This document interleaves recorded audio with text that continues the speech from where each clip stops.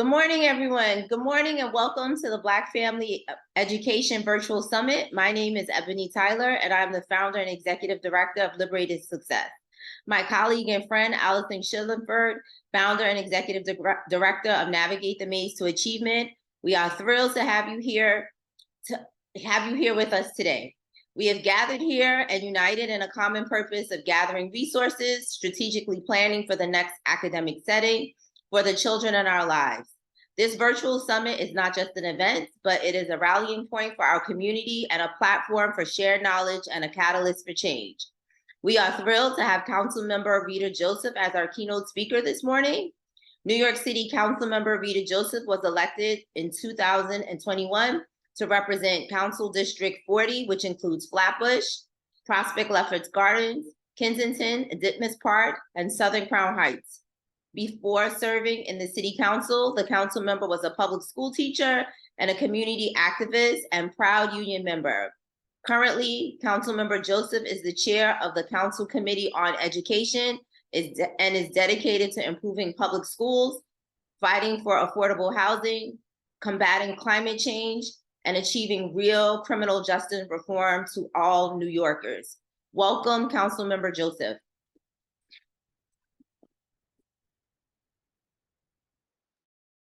Good morning, everyone. Happy to be here. I'm super excited. Thank you, Amoy Barnes, for having me today. We met on the campaign trail. We've been sisters ever since in this space. I'm thrilled to be here. And prior to serving into the council, I was a New York City public school, and I consider myself a forever educator, 22 years under my belt. So I'm super excited to be here with all of you in this space and the work that you do. Thank you for holding the space that you do for New York City students, families, and parents. I do have a few remarks that I wanted to share with everyone this morning. So I already told you I'm a 20-year teacher, but as a former educator for 20 years, I know in Brooklyn firsthand the importance of culturally responsive education and programming in New York City for families and for youth. I created a de facto community school in my neighborhood, which included support for families, coding, chess, culinary, and so much more. And that was for my students. But as the education chair, I've been super busy with many things such as early childhood, advocating for foster youth, supports art education in our school, developing ways we can better support students with disabilities, and many more.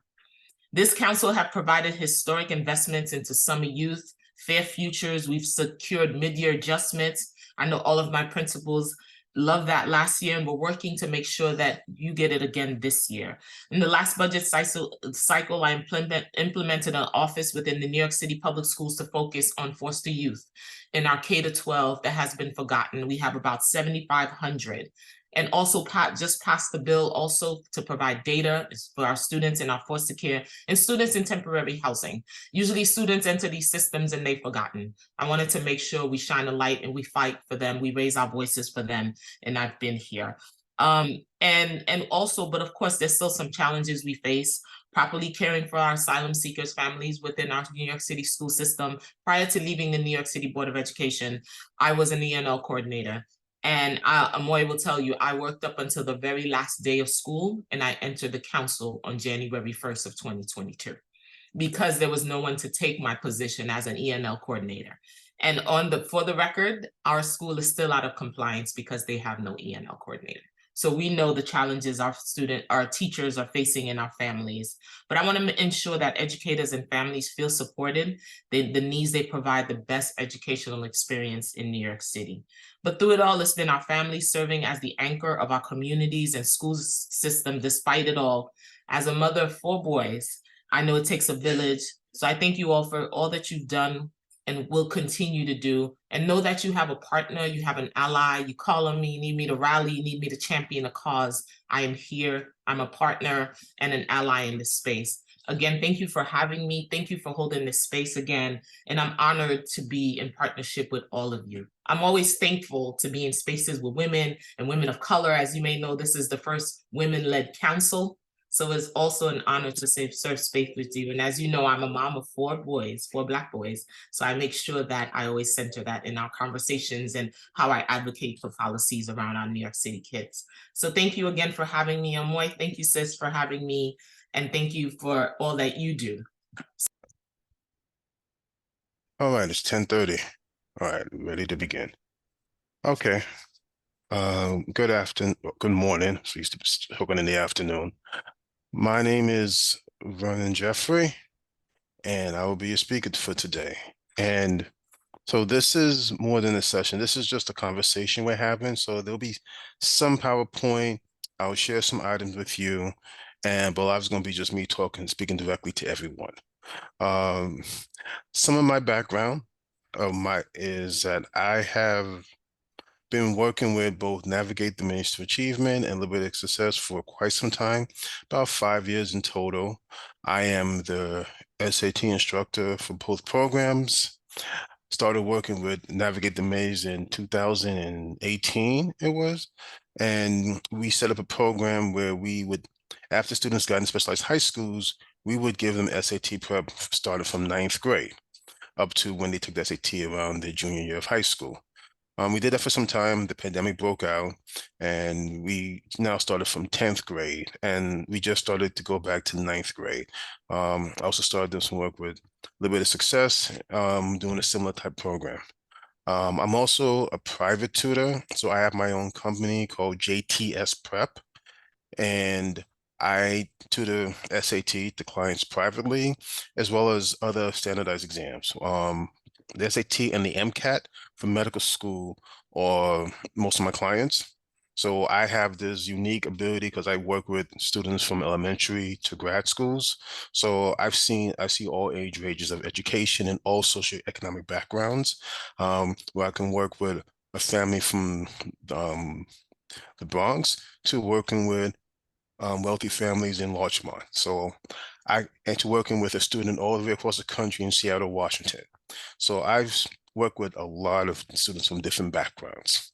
I was even contacted the other week by a student from Korea to help with something. I think it was SAT or the MCAT. Can't remember which one. But so I have a lot of experience working with students and understanding these exams. I was also several years ago a pre-med advisor at Lehman College. So I worked with students, helping them get into health professional schools. And part of that work was helping students prepare for exams for those schools, like medical schools, dental schools, pharmacy schools. And as you know, most of schools require some type of entrance exam. So I did a lot of counseling, even some work with students, helping them prepare. So I have a lot of experience, a lot of knowledge about admissions processes for grad schools, even for colleges. So if you have any questions during the meeting, you can just talk. I mean, it's a small group. So if you want to just unmute and ask a question, please go ahead. There's a lot of knowledge. So so just a disclaimer, a lot's going to be said in this. You're going to learn a lot today. And, if you have a difference of opinion with what I say, that's fine. I'm a person, I encourage people to share to voice their views. I don't know about today, but when I grew up, debate was part of life. People weren't forced to accept what you believe. If there was different beliefs, we heard it, we encouraged it, and we asked people to discuss it. So I'm just putting that out there, okay? Because a lot has happened over the summer, and there's probably a lot of questions, maybe a lot of emotions about it, but that's what I'm here to discuss. So please ask me, because, oh yeah, I also went to law school, forgot about that. So I understand affirmative action. I'm not a constitutional lawyer, but when I was in law school, and this leads up to our conversation today, why am I speaking to you today? Because when I was in law school, a first-year law student studied constitutional law.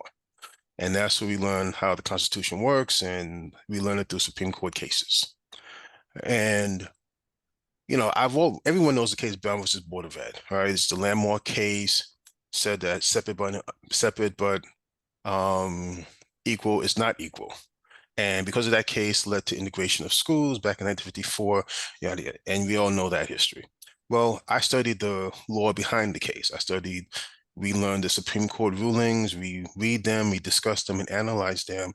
And when I analyzed that case in my class, I actually didn't agree with the ruling. It's not that I disagreed that, schools should be, equal, but the legal reason behind the case, I did not agree with. And I mean, to discuss it, go beyond the aspects of what this meeting is about, but I just found fault in the ruling, and I felt it was hasty, and I felt it could lead to issues later on. And after Brown versus Board of Ed, the other cases that the other big case was one in 79 called Baki versus University of California, where there was a white student who was trying to get into medical school, and it was UC Davis School of Medicine. And they had a quota system where they wanted a certain number of Black students, and this white student challenged that and actually won. And in that case, set the precedent that quotas are not constitutional.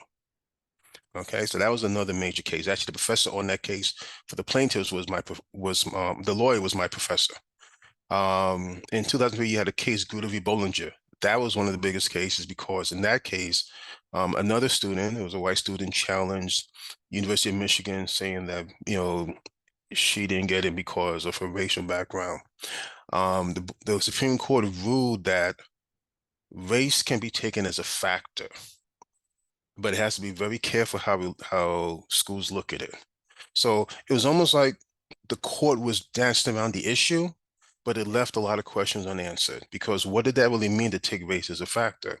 And one of the most important opinions in that case was when Justice Sandra Day O'Connor said that in 25 years or so, that there should no longer be a need for affirmative action, because it was more like a Band-Aid according to the court's ruling. And I'm just paraphrasing what the court said, because legalese is like hundreds of pages of confusion for most people. But she felt that it didn't have to stay around for that long. So while we had that, and then we had the ruling this summer where the court finally abolished affirmative action. And this time the case was brought by Asian students who again said that they were discriminated against because they had competitive profiles, but yet they couldn't get into these schools.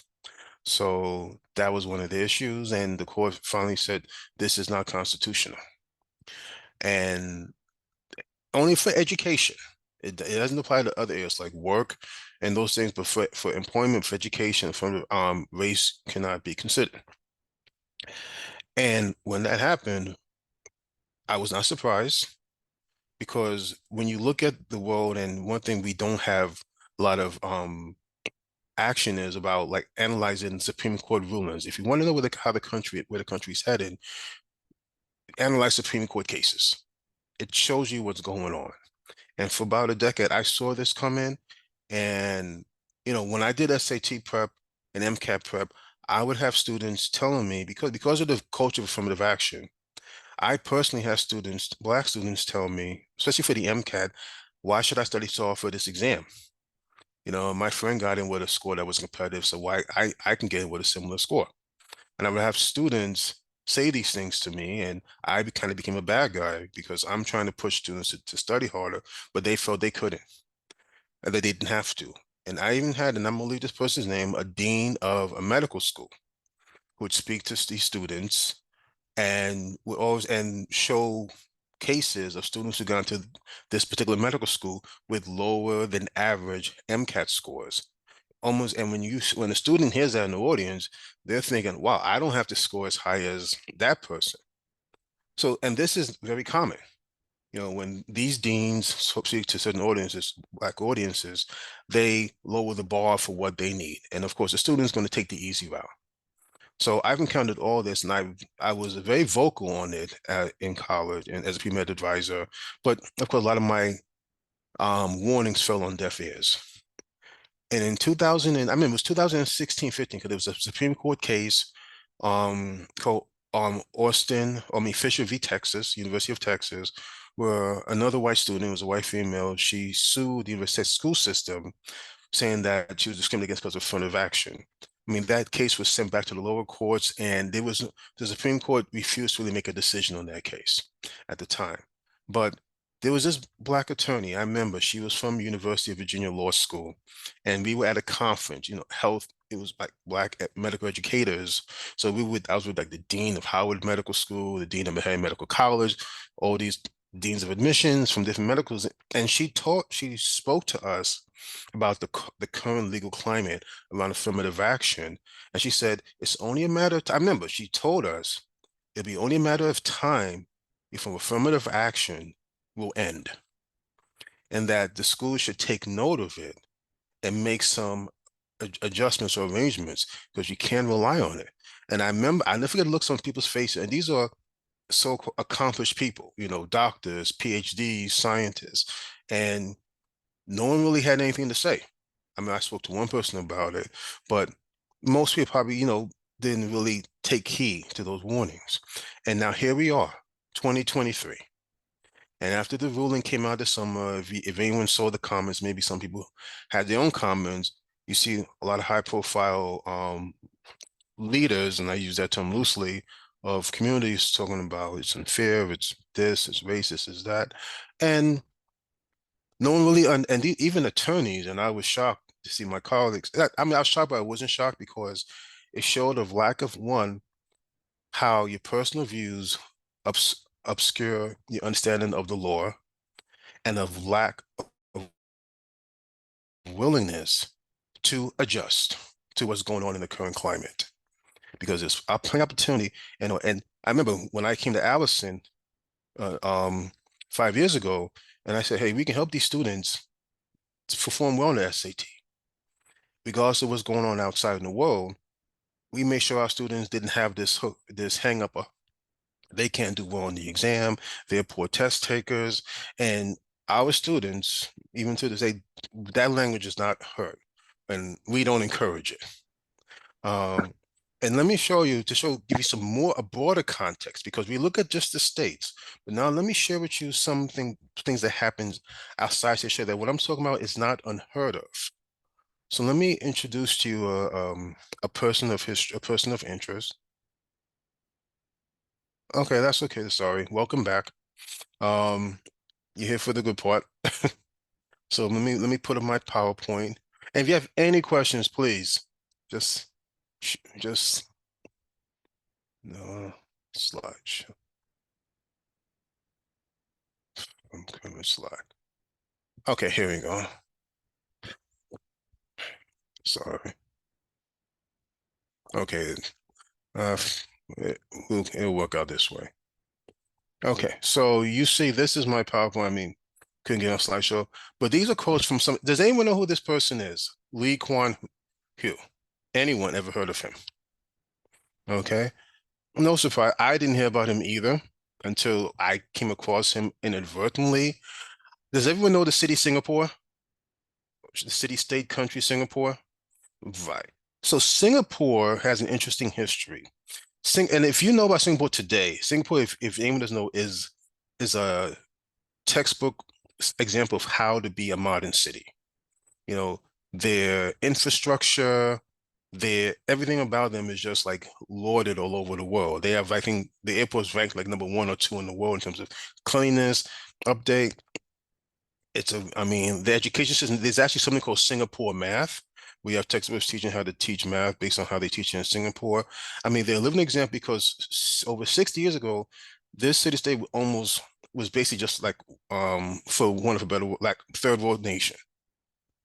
You know, they were part of Malaysia. They were supposed to be this united with Malaysia. Malaysia didn't kick them out, and Singapore was left. It's literally like someone kicking you out of your house, leaving with no money, no food, no clothing. That's what happened to Singapore. And not only that, but they also had the threat of invasion by Malaysia and Indonesia. And basically, this nation wasn't supposed to be anything. But Lee Kuan Yew's a dream, and why is he an interesting fellow? Because he was a dictator.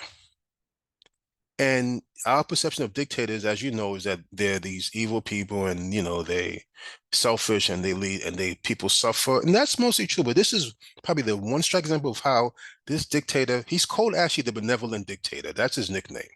Everyone in the world knows about this guy. The leaders of the world all know about him. And it's nothing, he has nothing but respect. But look at some of what he said. Okay. If you look at the first quote, He says, we are pragmatists. We don't stick to any ideology. Does it work? Let's try it. And if it does work, fine. Let's continue it. If it doesn't work, toss it out. Try another one. We are not enamored with any ideology. This is part of the idea of moving forward. You need to try new things. See if it works. Look in the second quote. After trying out a number of ways to reduce inequalities and failing, I was gradually forced to conclude that the decisive factors were the people, their natural abilities, education and training, knowledge, and the possession of technology were vital for the creation of wealth. This is very important. If you look at, there's a group of countries in this world called the Four Asian Tigers: South Korea, Taiwan, Singapore, and I think Macau. And one of the common ways of thinking among some of the leaders in the past was that the people are our greatest resources. These countries had no natural resources. They had no colonies because they were poor, but they found a way to now rank amongst the top nations in the world, mostly on their own, without relying on foreign aid or anything. A lot of countries try to model after them. Most countries fail because the discipline is so important and the history is important behind this. Why do I bring this up? Because as we move forward, let me stop sharing.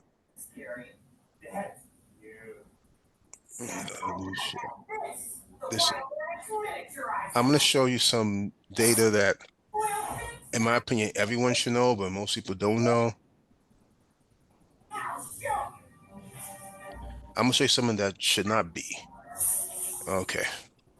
Where's that screen? There we go. All right. Here's the meat of the conversation, the SAT. Most of you probably have never seen this document. I'm about to show you how to educate yourselves. SAT is not some mystery exam. Every year, the College Board publishes a report called the Annual Report. And this is the breakdown of the SAT across all demographics and socioeconomic groups. Okay. If you look at this report, it gives you everything, the breakdown of SAT score by race, income, everything. So let me show you something, because I know there's a lot of myths out there, and I'm going to dispel some myths. One of the myths that you hear is that SAT scores are due to privilege. People who have money do better, people who do not do better. And that's what explains disparities. There is some truth, but there's other truth. And let me educate you what this really means, what these scores. If you look at the average score for groups, right? No surprise, Asians have the highest average score at 1219. Blacks, Africans have the lowest at 908. Well, next to Native Americans. Who here really knows what a 908 means? So if you look at the math score, that's 441. Can anyone tell me, because everyone just shouts these things out, it's biased, but to get a 441, does anyone know how many the percentage of questions you get correct to get a 441 on the math section? Probably most people can't do it. Don't know. When you get a 441, there are 58 math questions on the SAT. That means you answer about 17 questions correct out of 58. Even without test prep, an average student who is decent in math, let's say a B average in math in high school, should not be getting a 441. The average score, and I've done a lot of SAT assessments from across all races and demographics, where we just have students come in, take a practice test, let's see your baseline. I've done it from 8th graders to 12th graders. If these scores are for 11th graders, if an 11th grader is scoring a 441 in math, that's not a test prep issue. That's a lack of skills in math issue. Okay, similar for a 466. These are not good scores, even if for anyone, lack of test prep or not. Because if you give this child test prep, who's averaging this as a junior, they're not going to increase their score much. No matter how much, you can pay $1 million in test prep, and you're not going to see much of an increase. And every time I work with my clients, I'm not a miracle worker. If I'll tell parents, okay, what's your child's baseline score? Okay, this is how much we should expect an increase to occur. I'm always realistic. I don't say if you have a 900, you are not going to get a 50/100 on the SAT. Even I give you 6 months of test prep because there's too many deficiencies in these scores. I've had high school students who have problems with multiplication, division, long division. I mean, you'll be amazed at the deficiencies that I've seen working with some students. And sometimes I'll tell parents, test prep can't, I'll ask parents, do you want to continue? Because this is beyond test prep, and I don't have time to teach a child what they should have learned in high school. So you're not getting the whole picture when people just attack the exam. I am not saying the exam is the most objective. No exam is the most objective. Even the exams in your classrooms, every exam has bias. No exam is perfect. But explanations exist beyond the exam itself. And the other thing that I'm going to show you here, beyond the SAT, is some of that probably most of you don't know about. Let me get to it. You all know about your child took the PSAT in sophomore year. I think most of us know that or have done it when we were in high school. But there's another test that doesn't get much attention. The PSAT 8-9. Has anyone heard of this exam? Probably not, because I didn't even hear about it until I started getting into test prep. I didn't even know it existed.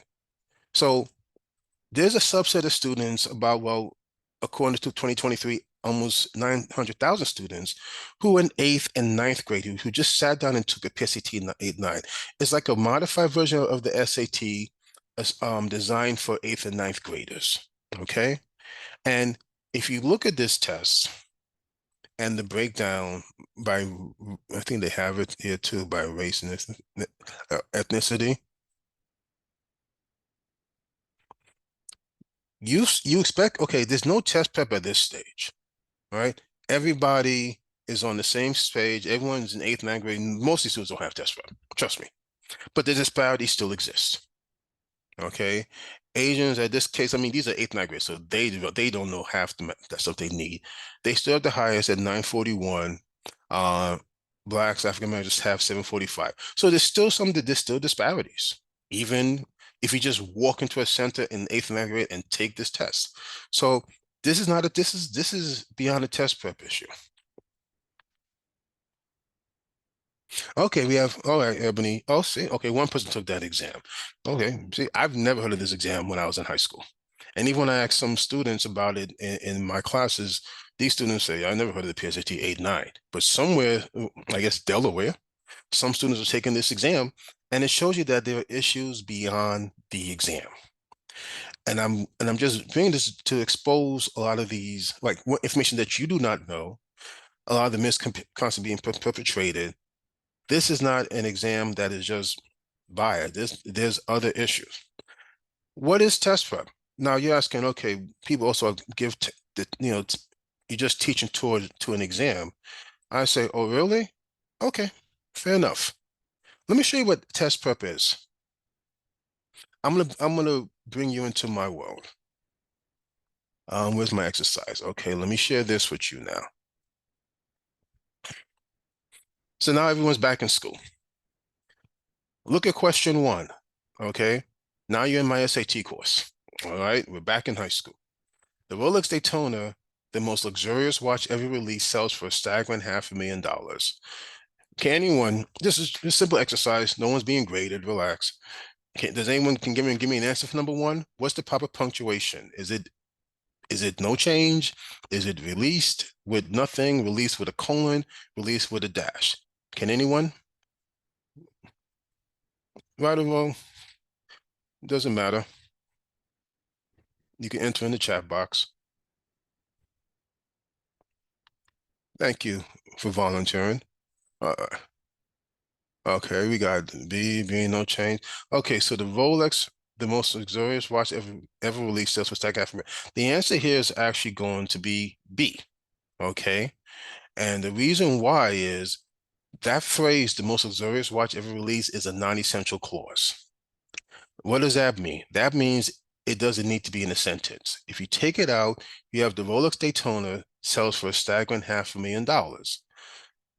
That phrase adds what I like to call fluff to the sentence. We want to brag about the Lord's Daytona, so we put that phrase in. So we have to surround it with commas, okay? To show people that we can take it out. I do this I do this on Sundays. I'm doing this tomorrow. Not this lesson. We did this lesson last week. They took it home and did the rest of it. Can anyone tell me, is this not needed in life? If you believe that punctuation is not needed for you to be successful, to be a productive adult, let me know. Because I always say the SAT tests you on stuff that you don't need, that is just given. Please feel free that the use of commas in your writing, the use of colons are not needed for you in life. Is this bias to teach, to see if students know how to use colons and semicolons? Because I've read a lot of essays. I've edited a lot of essays. I know that these things are needed. I've written a book, which I'll tell you about later. I know from the value of writing a book that these things are needed. So, but this is what we're told. It's just a test. Why we was being burdened with this. When I teach this to students, whether the students in Stuyvesant or in Brooklyn College Academy, I always ask my students, are you learning this in school? I always hear no, or if I did, it was so long ago. So when I bring this up to students, this is stuff that they really don't know. They don't know all these rules of grammar. And so I'm not teaching towards an exam. I can't teach towards an exam. You can't spend 30 weeks just teaching an exam. Your students will get bored. They will revolt, and you will lose your classroom. So you have to show them more than just the exam. And grammar is a large part of what I teach students. It's on the SAT, but I also use grammar to apply to real life. One of the things I also do in my class is the beauty of having your own book. You can use your book as a means of testing grammar. So I'll take excerpts from my book, remove all the punctuation, and tell students, okay, where did I put in all the commas in this excerpt? And I de-edited my book, so I made it worse. And then it's their job to find where the commas belong. So it's really it's not it's really a tool. The SAT is a tool, and like any tool in life, if you don't know how to use it, it can be deemed worthless. Okay. My favorite analogy is the paintbrush. I can give everyone here a paintbrush and paint. Some of you will just paint stick figures. One person may paint a very elaborate piece of artwork that may be worth millions later on. We all have the same tool, but only one of us may actually know how to use it for his or her benefit. That's what these tests are. They're tools. And unfortunately, surprisingly, and I'm very passionate because I'm almost annoyed. No, I am annoyed that for decades, this exam has been here and it has been taken advantage of to uplift the communities. And that's going to be, okay, well, good. I'm making good time. The second half, I'm not here to just, sound the horn and talk about what's bad and this bad. I mean, we hear that all the time. What can you do about it? You know the SAT is good. I've kind of shown you that, and it's just the reading part. I didn't even show you the math part, okay? The test has stuff that you can use. And this is not just SAT, this is even for the state exams, for kids who are in grades, elementary school and middle schools, for the SHSAT, for specialized high schools, even for the adult who's taking the exam for grad school. At that point, I get people really don't care about the exam anymore. They're just trying to get their jobs, fine. But we can use these as tools. But before I do that, I want to give you an exercise, something to think about before we end. I'm gonna give you an exercise. So let me share again. So the exercise is this. So for the next half an hour, you have four people. You have an aerospace engineer. These are 4 Black people, right? An aerospace engineer with his own business. This person designs military equipment, is looking to see contracts with NASA. This, consults the government, shows the government how to do contracts. You have a psychiatrist who also has a PhD. You have a former marketing exec who used to work with Disney. You have a physician who's just some fool who now does film and media. Now, think of a plan. You don't have to tell me now. You got 30 minutes. How they can all work together to improve socioeconomic conditions of the Black community in America. They have to work off each other. So don't just tell me this person does this. They have to work together like a team. Think about it for 30 minutes, okay? You're gonna solve you're gonna fix the country in 30 minutes. Okay, keep that in mind. So moving forward, what can you do about it? Or what can we do? I know everyone here is a parent for the most part. If you're not, you're planning to be a parent. So let me give you a real life scenario of how you can use tests to your advantage. And I'm going to use example of my daughter. Okay, no theory, no ideology, no generalization, just my daughter, who's now in 5th grade. So for those who know, the state test scores came back. All right, they came back finally, and my daughter has her. No, this is actually a second exam, but the first time she got her scores. Now, I'll tell you something in a minute. So she got 4 in the math, 4 in the reading. I'm not saying the math brag. I'm just saying that it's just the fact. She got 4s and 4s. Okay. I was happy. I was scared she was going to get a 3 in the reading. I was concerned, but she happened to pull out 4s. And that's the 4th grade. And for those educators out there, you know that the rule of 4s in education. 4th grade, 8th grade, 12th grade, those are the checkpoints. Like if you're not meeting certain benchmarks by 4th grade, it's hard for you to reach up and grab them when you leave 4th grade. And if I'm wrong, please let me know. But I'm in my research show me that those 3 grades are very important, because after you leave 4th grade, the work increases exponentially. And I'm seeing it in my daughter's 5th grade. I'm like, okay, things have picked up substantially. Anyway, for those who have children in elementary school who are taking state exams, how do you get a child to get a 4 in a state exam? This can apply to a child whether they're in elementary school or middle school. What did we do for our daughter? So I'm going to tell you what we did. It's nothing. I'm going to tell you right now, my daughter's not the brightest child in the world. She's not the dumbest child in the world. She's just a child. Okay. So, but the first thing is you have to have a child. So my daughter, since she was, I could say 4, 3. So my wife, we work with her on things like reading. Okay, yes. Thank you, Ebony Innes. She said the 4th grade is much like junior high school, like junior year of high school for elementary school. Thank you. So she confirmed what I'm saying. I just want to make sure I'm not giving you misinformation. So 4th grade is very important. Okay. So since she was 4, that's what I can think, 4 years old, maybe even 3. My wife probably worked her earlier than me. So my one weakness is that I am much better in teaching kids who are older than kids who are younger. Like that early age, I'm not the greatest. I mean, I do it, but my wife is much better than I am at teaching our kids to read and all that stuff. When my daughter's doing algebra, oh, I'm there. I can do that. So we divvy up. We don't divvy, but she's much better. But anyway, we started having our daughter read books when she was 3 and 4, and showed her how to do math, and worked with her outside of school as well as in school. So she went to an independent school at the time, a Black independent school, and they had their own work. They were doing work, but we did work outside of school as well.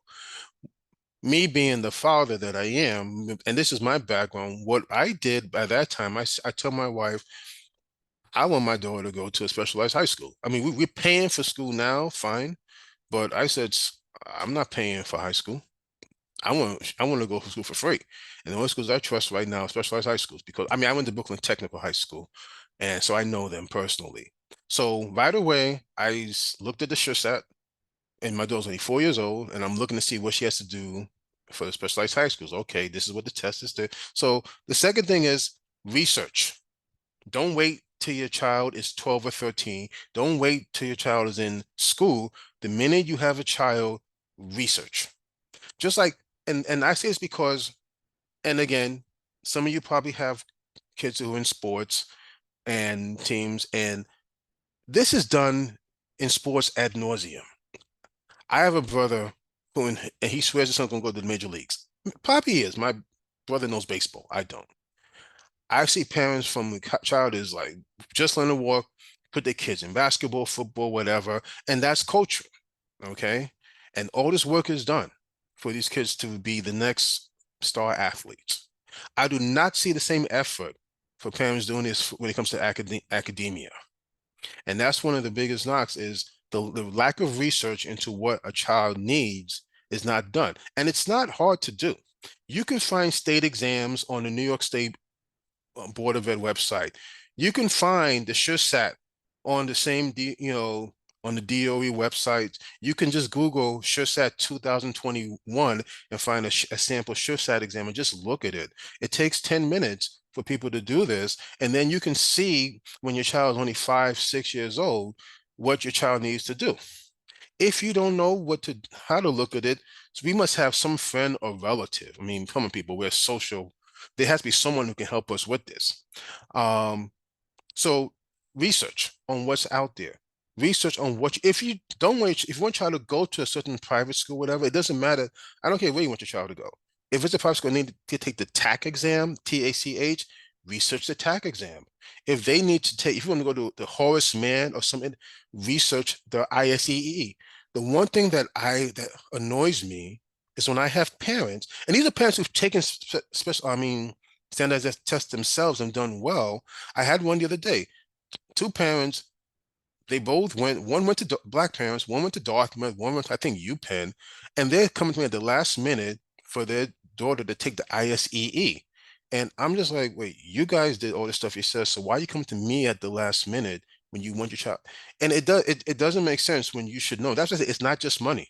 There's something else. Because I have parents who have Black parents who are well-to-do parents who've been to specialized high schools, who are doctors, who are lawyers, and they're doing stuff last minute.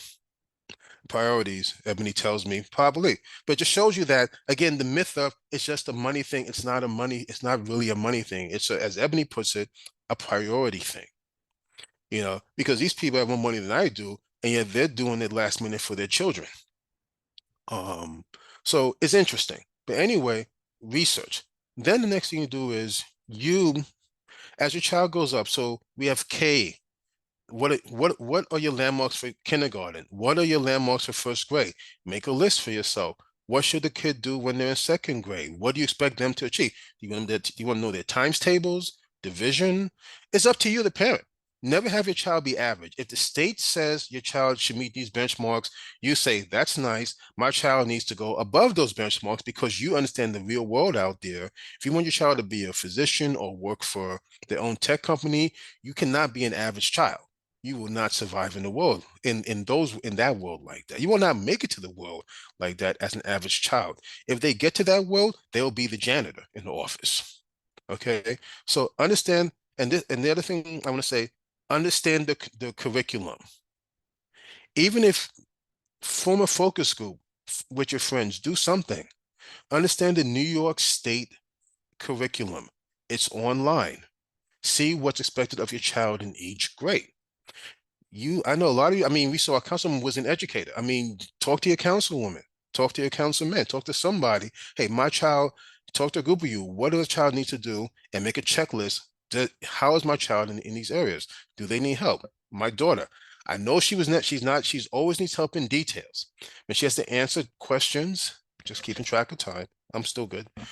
When she has to answer questions, freestyle, give details. She's not very good at giving details. I always have to prod her. Bill, you got to give more details. You just can't give a 1-sentence answer. To this day, I still have to do it. That's one of her weaknesses. And if I just let that slide because everyone says much, and the other thing is, don't get caught up in praise for your child. Nothing wrong with it. My child is very pleasant. She's polite. Teachers love her. It's nice. Yada, yada, yada. Okay.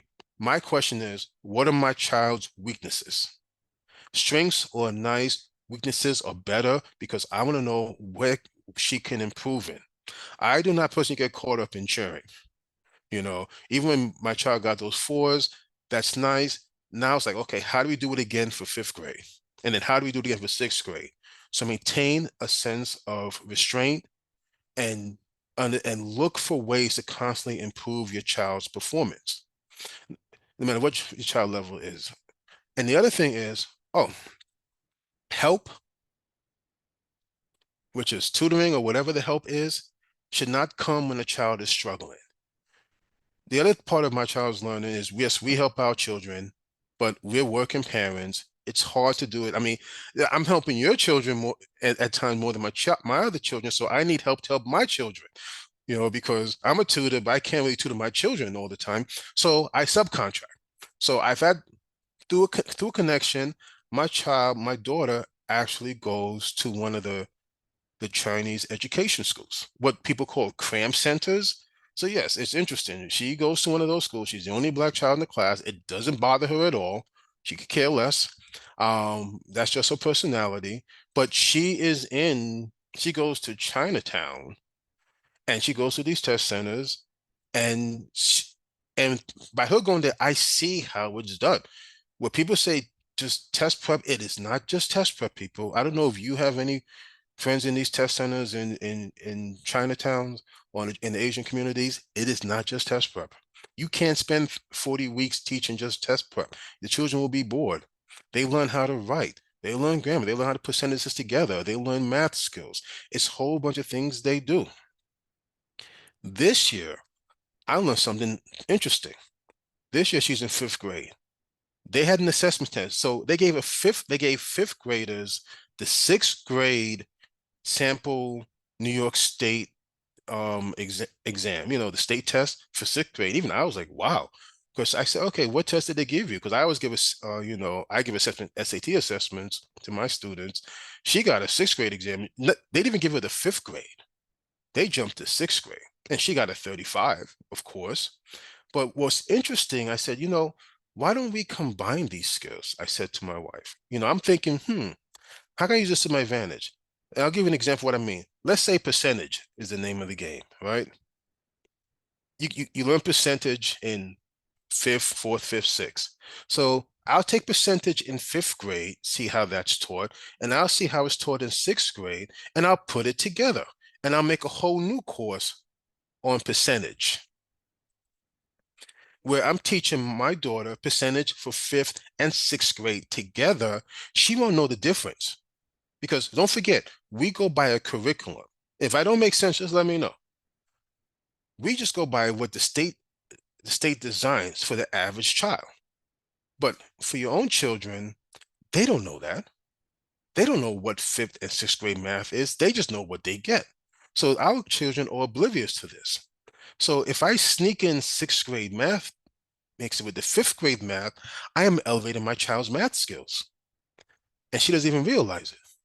Doesn't make sense what I'm saying? I hope it does. And I learned that by seeing by it does. I learned that by observing another culture. This is cultural diversity, people.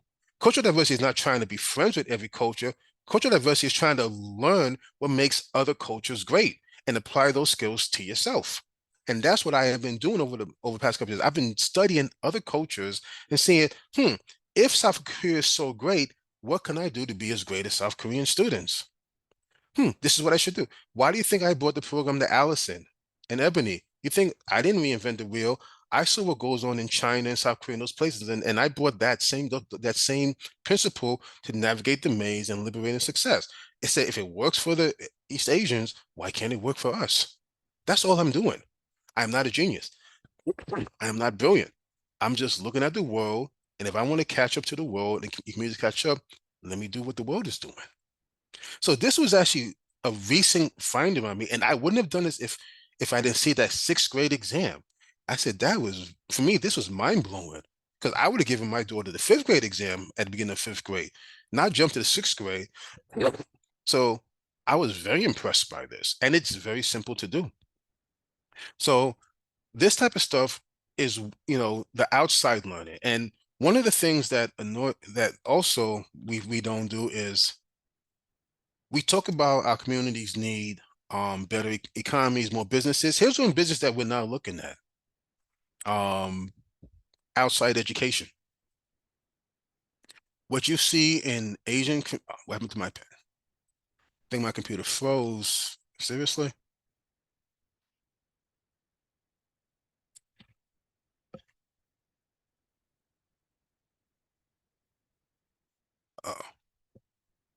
Wait a minute. Give me 1 minute.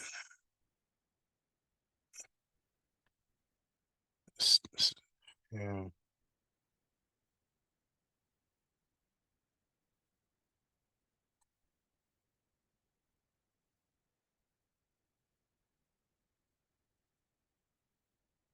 Okay. Sorry, there was a problem with my computer. Uh,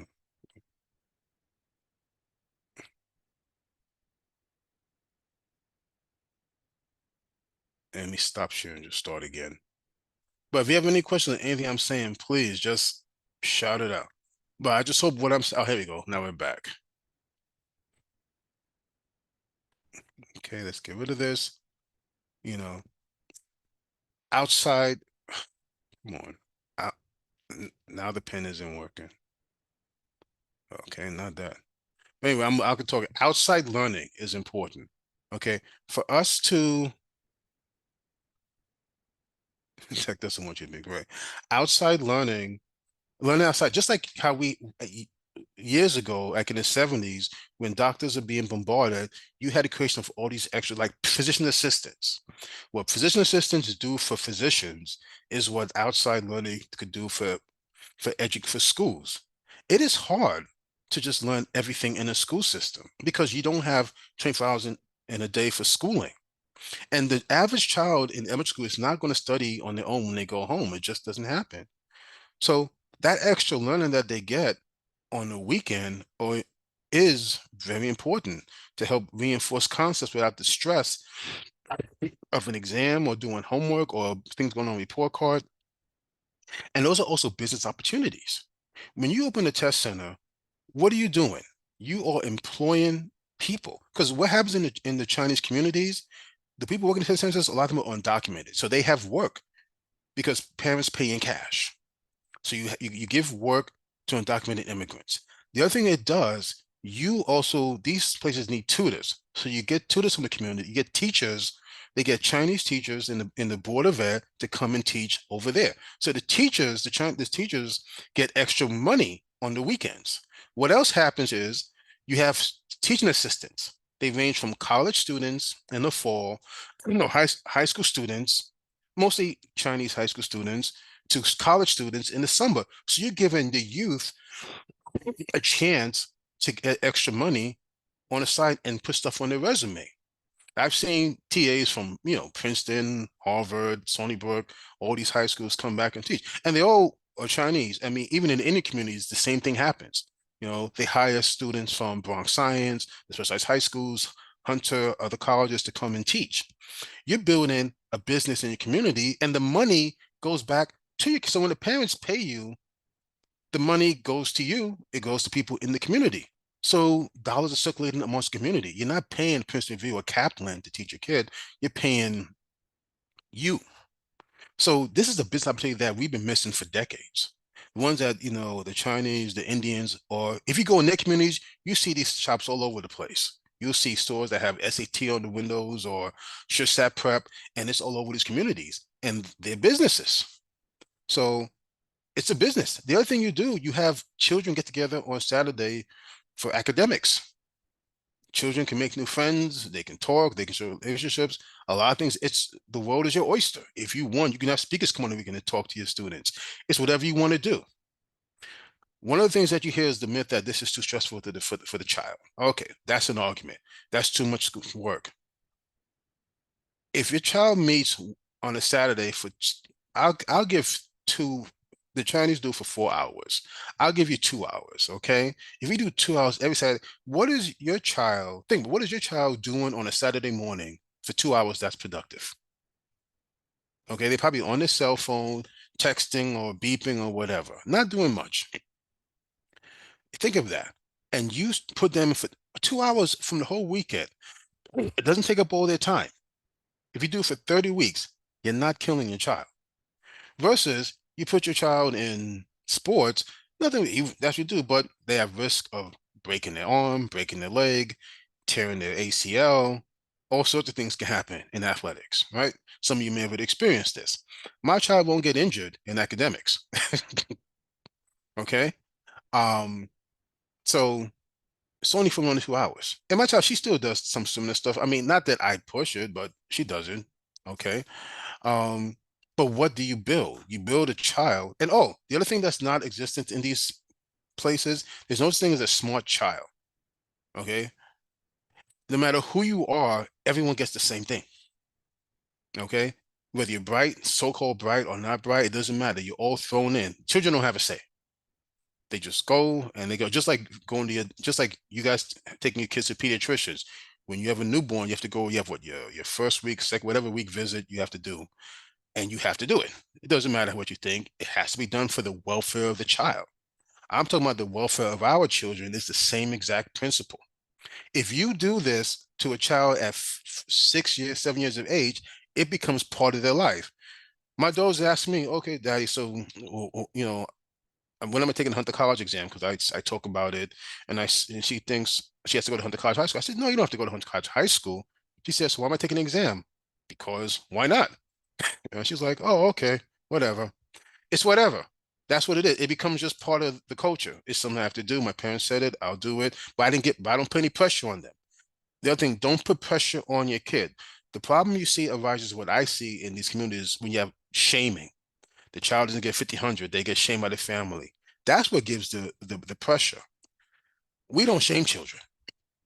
We encourage them to do better, but there's no shame because there's no push to get our kids into Harvard or Stuyvesant like these parents do. When I see these parents, for these parents, Brooklyn Tech is not Stuyvesant. So their child is going to get a Stuyvesant, they get upset. That won't exist. So you won't have that pressure. Okay. So I hope it makes sense what I'm saying. I'm just trying to wrap it because I have about 10 minutes left. And that's for your own children. And if your child is, and there are children in the class who are not that bright, but everyone's in the same place. Okay. As a chance for everyone to get the same education. And you do that for years, children can catch up. Everyone's not gonna be equal, but it's better than nothing. Okay. Um, even on a national level, this can work. Here's America. Yes, it doesn't poor America. If you had 20 states, before I ask for your assignment, if you had 20 states and you got 50 black children from each state, from these 20 states, okay, 50 eighth or ninth graders who are relatively, bright, and you put them in 3 years of SAT prep. What's that, 1,000 students? 3 years of SAT prep. Okay, so let's do the trickle down there. If I start with 1,000, right, I'll lose 500 because life, right? Somebody may not like it, some may not, yada, yada, yada. Out of those 500 who stay, let's say 20% get like really good scores. Okay, so 20% is what, 100. And a good score is like 1,400 to 1,600. But now as they're doing this, you're looking to see where are these kids going to fit. You may have engineers, you may have doctors, you may have kids. You know what the most important child that you need right now is? And this is where you may disagree with me. What we need are not children who are going to be doctors or lawyers. We need the children who are going to be billionaires. The children who are going to be equity. What's missing in the communities is venture capitalists.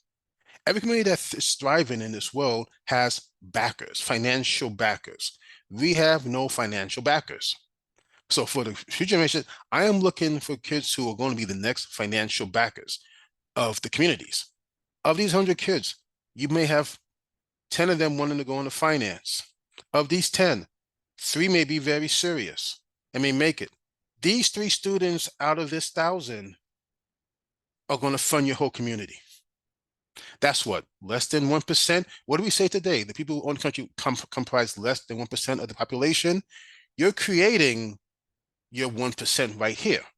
And these students, because you taught them for 3 years, are going to be faithful to you. So when they're billionaires, you don't have to go through all the hoops and song dance to get money. The money will be there for you.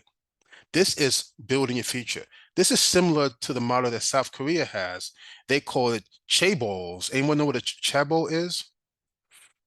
No? These are family-owned businesses in South Korea. They're not stores. Here's in the 3 top chaebols. Are you going to know these names? Believe it or not, Samsung. Yes, Samsung is a family-owned business. Hyundai. Yes, Hyundai is a family-owned business. and what's that? LG. These companies own South Korea. Samsung alone is 20% of Korea's GDP. It's family owned. They create the same wealth over and over again, thousands, because they keep a lock on what their family is. If you apply the same principle like that, you will have a thriving community in no time. 10 or 20 years, but it's better than doing nothing.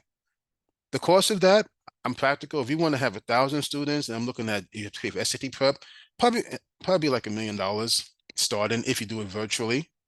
This is national, okay? And then if you want to do in person, probably add another million, 2 million. I think with connections that on a national level, this is probably doable. If you can't do that on a national level, then then the problem is bigger than I thought. So that's a little outline of what you can do. Okay. Now let's go back in the last 5 minutes. And of course, if you have any questions, please share. So what are we going to do with these people? We have an aerospace engineer, psychiatrist, marketing exec, physician. How are they going to change the world or the country? Anyone have an idea? Don't make me call on people now. But I guess I will. Stacy, what are you going to do with these 4 people?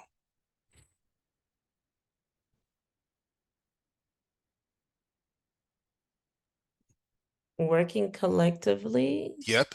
I just gave you the people. You don't have to, oh, you also about why don't we work together? There you go. What are they going to do? Give me your 1-minute pitch. Oh boy. I didn't think it out thoroughly, however. Definitely the psychiatrist can definitely help with the mental health of the collective.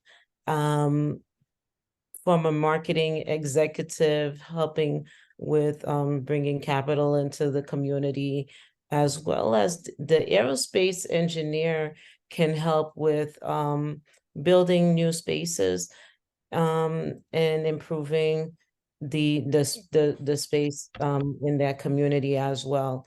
The physician with the overall health of the community, but you kind of dummy down this physician, so I don't know how great this person would have Yeah, he's just a nut. been. So this is actually, I didn't make this up. These are real people.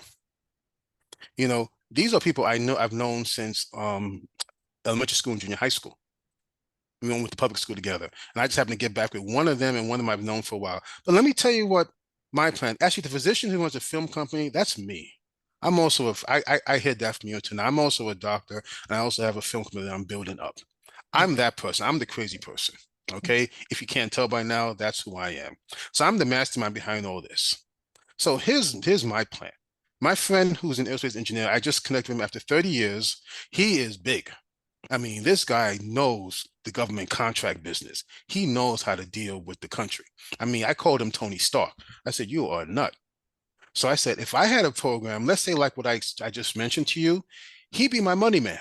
If I'm going to get money from the government, I'm going to go to him because he knows about contracts. He knows how to talk to government. He knows congressmen. This is my man. This is my money man. My friend here, he knows how to write grants, scientific grants. So if I need money from the NIH, he knows how to do it.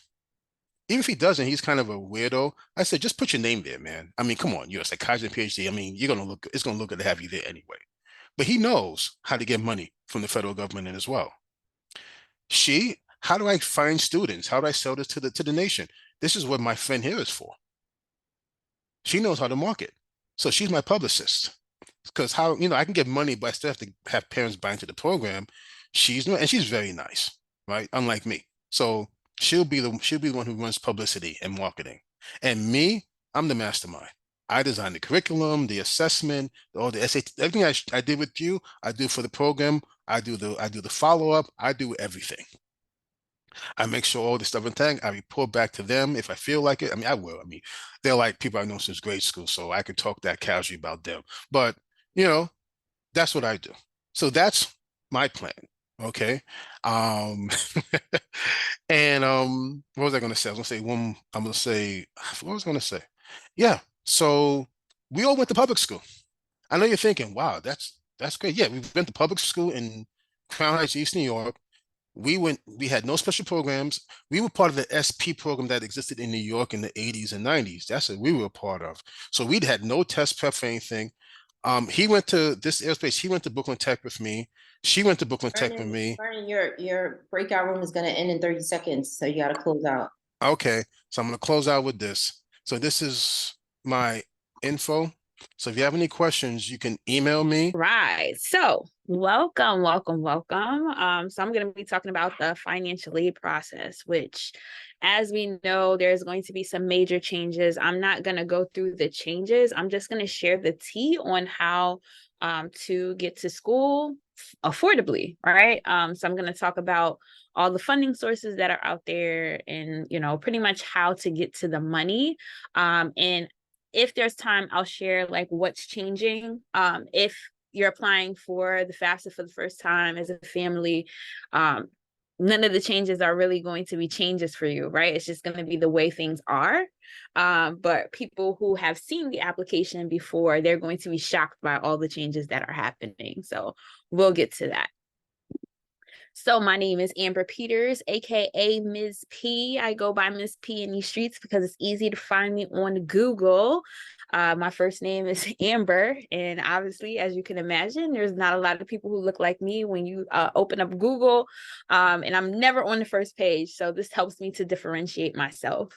I'm the founder of On Track with Ms. P, which is my consulting company that allows me to go into schools and organizations and do lots of great presentations for students and also help them directly with the process. I'm also the creator of On Track for College and am a partner to Liberated Success. They actually use the app for their college tours to onboard their students. So if you haven't checked it out, you should definitely check it out. On Track for College, I'll give you the link later. If you want to follow me on Instagram, it's On Track with Ms. P. Anywho, let's jump into the information. So my expectations, be ready to work, and being ready to work doesn't mean just on this session. It means just in life. Anytime that you are faced with opportunity, right? You're getting information to move yourself forward, then you need to be ready to do the work, right?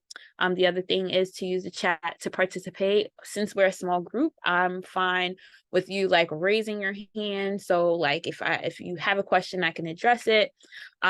Keep it respectful, right? Like I said, like all the time, we're all coming from different walks of life, and we want to make sure that we're respectful to each other and each other's learning, because right, we wasn't born knowing this information, right? Screenshot what you need and apply what you learn. So that's the biggest form of flattery for me, is that you actually apply what I'm giving you. Okay, so if you're ready, get set, let's go. Okay, so temperature check. What scares you most about paying for college? Like, if you can say, what is the scariest thing about, paying for college, or even thinking about the prospect of paying for college, like what would it be? I know for me, when I was in school, or looking at colleges, it was, can I pay for it? Right? I learned my senior year, and I tell this story all the time. I learned my senior year that my family was broke. I thought we had money, right? I had shoes, I had clothes, I ate really well all the time. We got to do fun stuff some of the time. So I didn't know we was broke, right? And so like the scariest thing for me was like, how am I going to get to and through college, right? Is the gravy train going to stop at some point?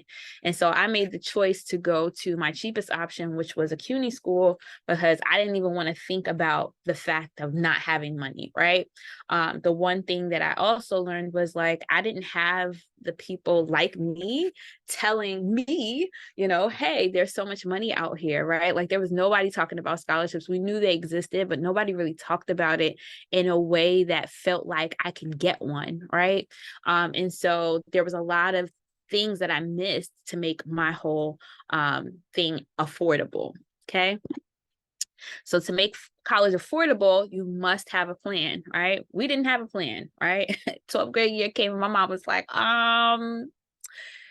I guess we got to do these things, right? I guess we got to fill out these applications or we're not getting no money, right? And so like a lot of it was left to 12th grade year. We had all this time to plan, but nobody talked about planning for college until the 12th grade year of high school, right? So if you want to make college affordable, right? Anybody can get into college. You can get into pretty much any college, right? The problem is when it comes to the affordability piece. Like for me, I was blindsided by the process of paying, right? And so if I'm blindsided by the process of paying, had I been thinking about how much this thing was going to cost me, I could have went to the schools that were on my list. Awesome. Thanks, Jody. Whoop, whoop. What school did you go to? I went to Lehman College. First I started at BMCC. For me, it wasn't the right fit. And then I went to Bronx Community College, which was a much better fit for me. I really enjoyed my experience. And then I left off at Lehman College, where I got my bachelor's. Awesome. Brooklyn Hunter. Ew. Have a lot of students applying to Brooklyn Hunter this year. So that's super dope. So let's talk about the cost to come, right? So like I said, we got to talk about planning. Okay, we got to talk about planning. Okay. So we got lots of Brooklyn College folks up in the building. That's dope. That's what I'm talking about. So let's talk about, as we're talking about planning, let's talk about the cost to come. All right, we got it. If we're going to prep for this and we're going to prep for this right, we need to know what's coming. A lot of times when I speak to families, they're like, why didn't anybody tell me this before? I could have been getting my little ducks in a row, could have been saving my little coins, right? And they find out about this too little too late. So there is two separate types of costs. So we have pre-application. This is before you even apply to college. So you have your application fees. That's $0 to $75 per school. We got SAT fees. That's $60 without writing. So the great part of, if you're a New York City public school person, right? If you're a student in New York City public school, many of the schools have what they call SAT school day. And so that cost, that first initial cost, that first exam that you take is usually free, right? So that's something you don't have to worry about. ACT fees. ACT is not a test that we give or talk about in the city of New York, but in other states, the ACT is something that is really popular. So if you want to take that test and try that test out, it is $68 without writing and $93 with writing. Now, there's a lot of things happening within some of the colleges talking about what is it called? Test optional, right? So test optional means that you can submit all of your application materials without a test, right? And if you want to submit your materials without a test, they will use your other documentation, your essay. They will look at your grades and things like that to decide whether or not you get an acceptance, right? And so knowing what schools those are is important, because that can also help you to save a little bit of money as well. Test score reports. If you have to send your test scores to each individual schools, it will be $12 to $16 a pop, right? So like if you have 10 schools on your list that need an SAT score, right? You're paying $12 to $16 for each exam that you have to send out. So that's something to note. CSS profile. This is for the more selective schools, the Harvards, the Yales, the Cornells, right? They are going to ask for a CSS profile, and it's $25 per college, but then it's $16 for each college after that. Okay, so you paid $25 initially for the first school, but let's say you have 5 schools. The first college will be $25, and each school after that will be $16 each. Okay, then we have post-acceptance. This is after you get accepted. Woohoo, yay, they want me, wonderful, right? Now they're going to be asking you for a different set of costs. We got commitment deposits. That's $100 to $450, right? Cash, right? Then you have your housing deposit, which is $250 to $850. I liken the housing deposit to like a security deposit for like an apartment. It is holding your spot, is making sure that you have somewhere to live while you're in college, right? Then you have your tuition and fees. Those vary based on the type of school you're going to. CUNY, inside of the city, CUNY is the cheapest option. You're probably not spend more than $8,000 for an entire year of school. And that's outside of like your books and things like that. Whereas if you decided to go to a SUNY school, it might be a little bit more expensive, right? Then you have your transportation, right? If you need to get back and forth to school. And, you know, although CUNY is cheap, right? You need a Metro card to get back and forth, right? There is no Metro card program like how they do in the New York City public school system, where you get a Metro card depending on where you live. You get a Metro card whether it's full or half fare. You do not get that anymore when you're in college, unless you're part of a program called ASAP or ACE. Those programs do have it, but they don't accept everybody. So that's something also to note.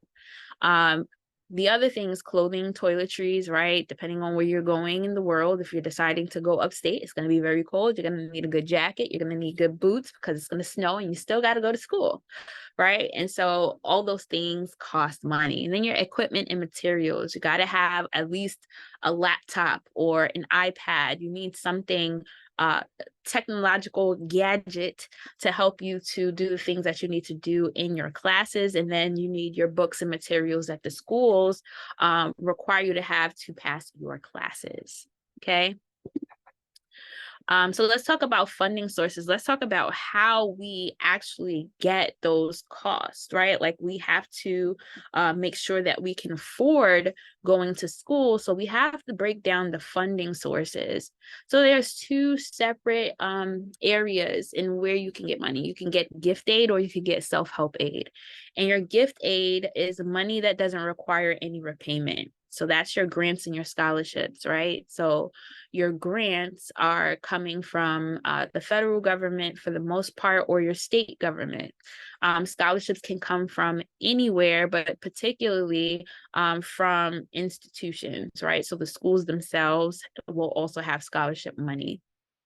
We also have the self-help aid, which is money that is awarded that must be repaid back or requires something in return. So we're thinking about volunteer hours or a certain number of work hours in the instance of work study. And then if it needs to be repaid back, we're talking about loans, right? And obviously when you pay back loans, you're paying them back with interest. Work study is pretty much open for anyone.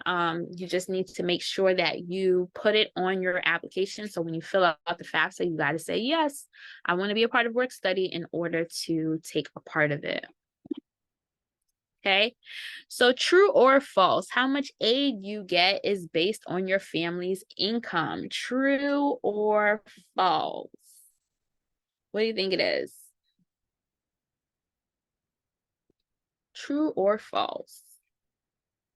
I see a false. I see a true. The answer is true.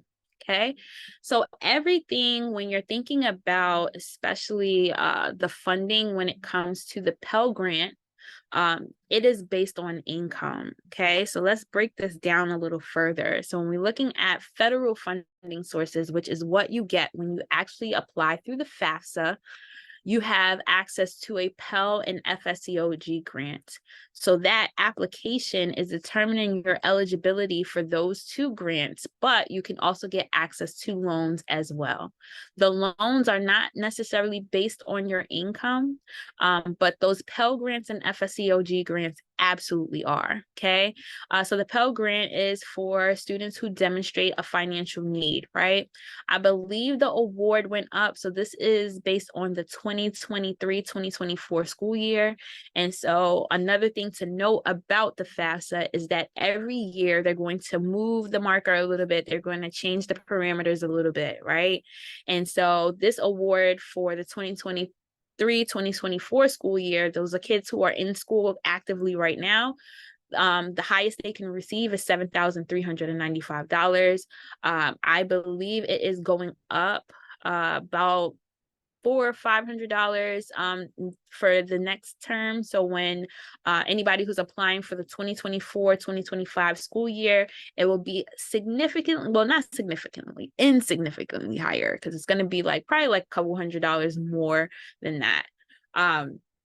So when we think about the Pell Grant, right? The reason why I love doing this type of presentation is because I need people to be real. $7,000, if you're planning to go away to a school, is not going to be enough to pay for nothing, right? The average SUNY school is $25,000, right? And then we have our HBCUs who are about in the same vein, right?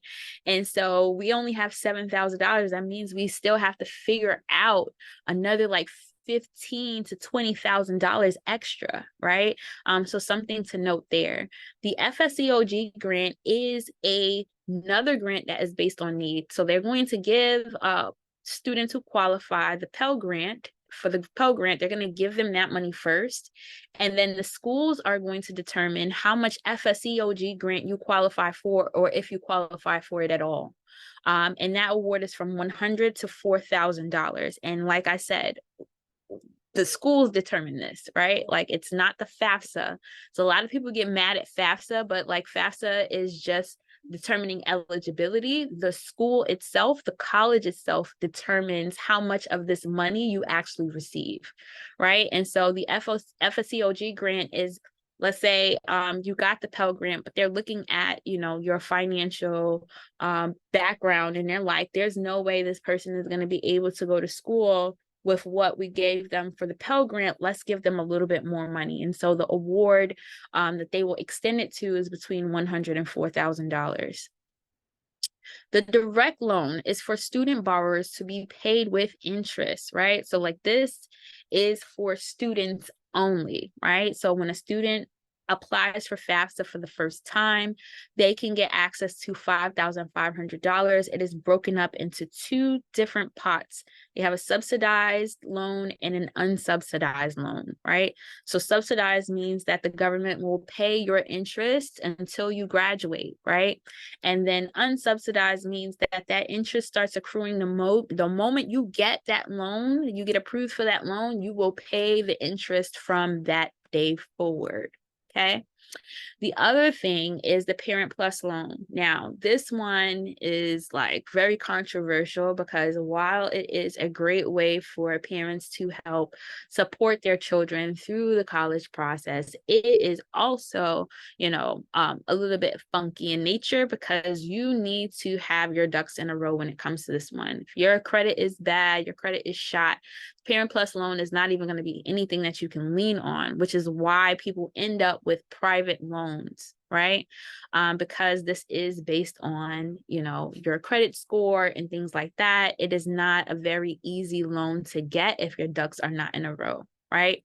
Parents can borrow up to the full cost of tuition, but just because you can doesn't mean you should. I do not recommend parents being like, oh, it's $50,000, I'm going to borrow $50,000. No, if you can avoid it, try to do that at all costs, trying to find money in other ways. And I'm going to show you other places where you can get money. So loan options, since we were just talking about loans, right? We're going to go through the loans that are from least risky to most risky. So from least risky, we have the direct loans, right? That is something that is in the student's name. They can only borrow but so much. It is capped at a certain point so that they cannot over borrow, right? So if a student needs, like absolutely needs a loan, the direct loan is the best way to go, right? Think about it. $5,500 over the course of 4 years is somewhere in the neighborhood of like $20,000, which is manageable for a student, right? Especially if they get a decent enough job, $20,000 is manageable. Where it gets funky is when you have people like, by the time they graduate, they got $100,000 in loans, $150,000 in loans. That becomes unmanageable, especially when we're looking at wages right now, right? We're really paying attention to what's happening in the United States right now. Inflation is at an all-time high. People's income is not matching up with their cost of living, right? And so to also add on top of that, all these loan payments is just ridiculous to me, right? So we really got to play this smart. The Parent Plus loan is the second most risky, right? Like I said before, because you can borrow up to the full cost of tuition, it can be a little funky. However, the interest rates on these loans are lower than you would if you go for a private loan. You come in a fixed rate and it does not go up. Okay, so every loan that you take out, it's fixed. So if they say 4%, it's 4%. It's not going to go up. It's not going to balloon with inflation. It's going to stay the same. Private loans are the most risky because they go with the rate of inflation. Right now, we are in the highest amount of inflation that we've ever seen, the highest interest rates ever, right? And so your private loans are going to balloon up. So you might have started on 4% and then somehow you're at 20% and you can't really, get your bearings. Like I've been paying and nothing's happening. It's because of that. Okay, so student debt is currently at $1.76 trillion. Every time I look at this doggone number, I promise you, I do this research every year. Sometimes multiple times a year, it changes. Sometimes it's bigger, sometimes it's smaller. Since we've been getting some of that debt relief, it has come down a little bit, but it was like at 1.77 trillion earlier this year before the debt relief started going out. So that's something to note, right? Think about that, okay? So true or false, loans are always bad, right? I'm not going to badmouth the loans like that, but are they always bad? True or false? Loans are always bad. True or false?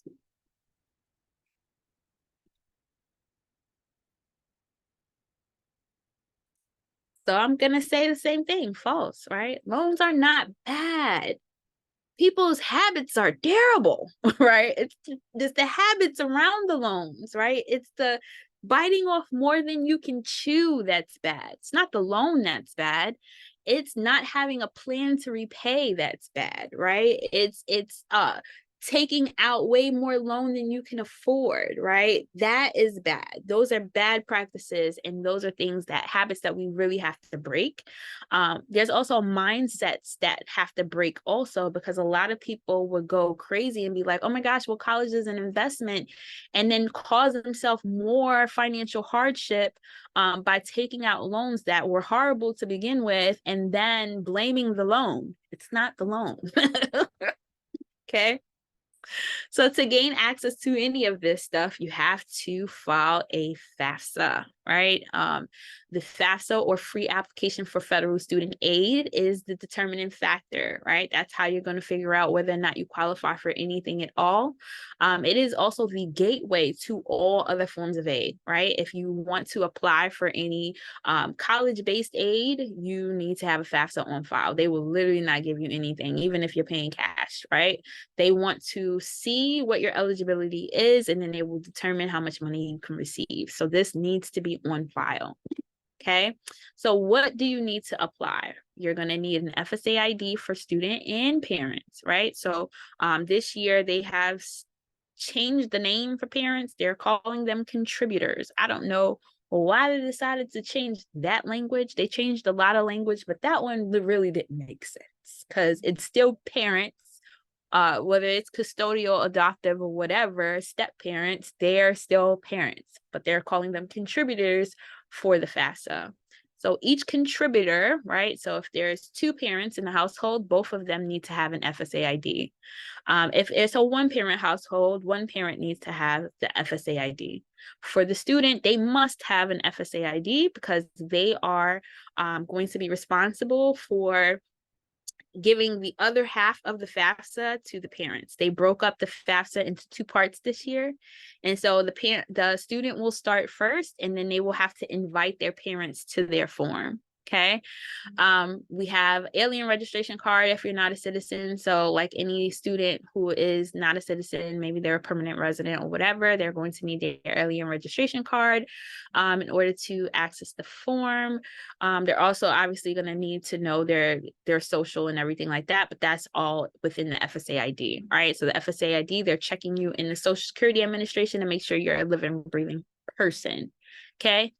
The other thing is tax returns for parent and student, if applicable, right? So for the parents, they're going to need access to their forms. However, FAFSA has now instituted a practice. I forget the name of it. I think it's the FSS or FTI. They will be pulling your data directly from the IRS site. They used to have something called the DRT tool. It was built into the FAFSA, and what happened is it would take you to another page that will get your information. Now, the FAFSA folks have full power over that and can just pull your IRS data once you give consent for the form to do so. The other thing is a list of schools. Now you can have up to 20 schools on your list to put into FAFSA. Before it used to be 10. So you want to make sure that you have your list of school ready, handy dandy, ready to go, so that you can plug those things in so they can send that data to the schools to make sure you get your money. Okay, so true or false, a family can make too much to file a FAFSA. A family can make too much to file a FAFSA. True or false? Yep, the answer is false, right? Doesn't matter how much you make. Let the application determine whether or not you're getting something or not getting something, or the school itself to make that determination. But you have to follow the FAFSA. I've seen parents who are like, making $100,000 say they're not going to do it, but then now they don't qualify for any state aid that they probably would have qualified for, because especially here in New York, you can get the Excelsior scholarship, right? You don't have a FAFSA on file, you can get access to that money. So it is really important, no matter how much money you make, to actually file the FAFSA. Okay. And let's talk about where there's money, because there's plenty of money out here. There's plenty of money out here. There's no shortage of cash to pay for college. I think sometimes we lean on the FAFSA to be the be all end all, but we need to also be willing to do the legwork and the footwork to go find money outside. Okay. So there's money out there. You just need to know where to look. Okay. So where can you find money for college? A, scholarship websites. B, local community. C, college websites. D, all of the above. Where can you find this money? This mythical money that everybody talks about. Where can you find it?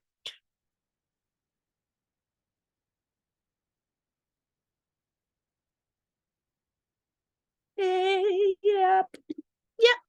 That's the right answer. D is the right answer. All of the above. You can find money on scholarship websites. I'm going to show you a few where you can get the money. Your local community, right? It's your mom and pop shops. A lot of times, you'd be surprised. Some of these businesses may have a scholarship in their cousin's name, or their mom who recently passed away in their name. Lots of times they're giving away money. Your elected officials might have money. There is money in the community. We just have to be willing to talk to the right people and to ask the right questions.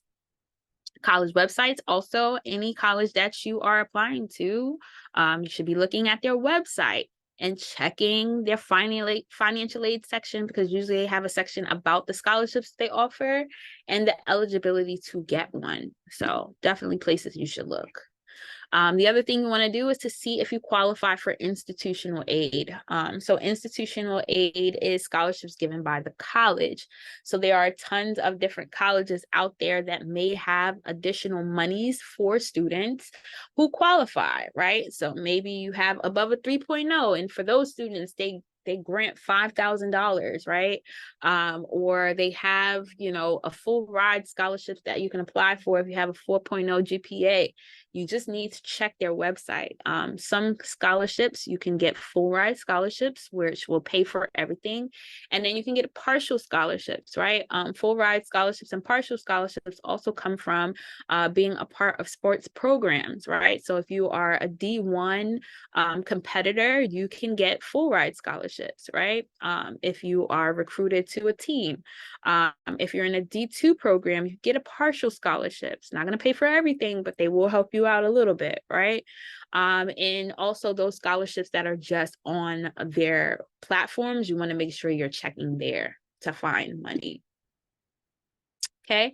The other thing you want to do is to check your state for more cash. If you live in New York City, you have access to two funds, right? So you have the TAP application, and TAP application works in tandem. Think about the Pell Grant, right? How it's based on income, right? So the more money you make, the less of it you receive. The less money you make, the more of it you receive, right? And so the TAP application works exactly the same way. Now, let's say that you don't qualify for either the Pell Grant or the TAP grant. What you can apply for is the Excelsior Scholarship, which is an additional $5,000 something, right? And that is based on what? Your income, right? So families that are making $125,000 and lower can get access to this funding. So it's important to really make sure you check your state. If you're not from New York, every single state in the country has their own form of aid. I know in Georgia, they have something called the Hope Scholarship. In South Carolina, they have one as well. And it's pretty much like you graduated from high school, you had a certain GPA, you automatically get money for college. Florida does the same thing. There's tons of different states that have built-in money for you. Awesome. So in Delaware, they have the seed grant. See, so like there's money out there in your state. You just have to make sure that you're checking for it. Okay. The other thing I'm going to tell you is to use other people's money. Jump out your pocket and get into somebody else's. I love saying that.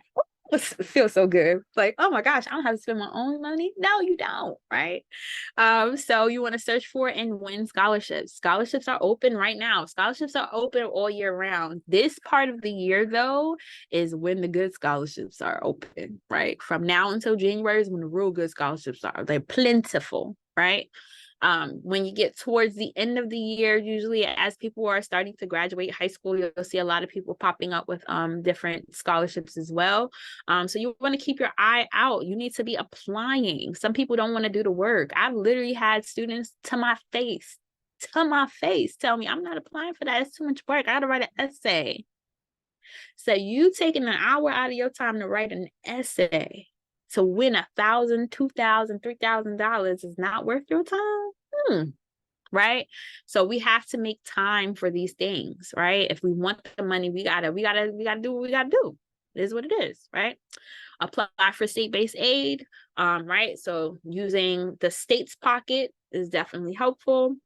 Crowdfunding is another way, right? And I've seen families do this in a number of ways. Okay, so I've had a student that was interested in culinary, and what he did was every Saturday he did like a fish fry kind of thing, right? He wanted to show people how their investment would be used. And so he went and showed them his cooking skills. And then what happened was every year this thing just became an annual thing, and every year people would come out, the food would taste better and better.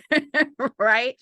And then it became to a point that people were just so impressed by this young man's drive and determination to get to and through college that people were just donating money. They wasn't even buying food from him. They just wanted to make sure that he won, right? And so they would just give him money and donate, right?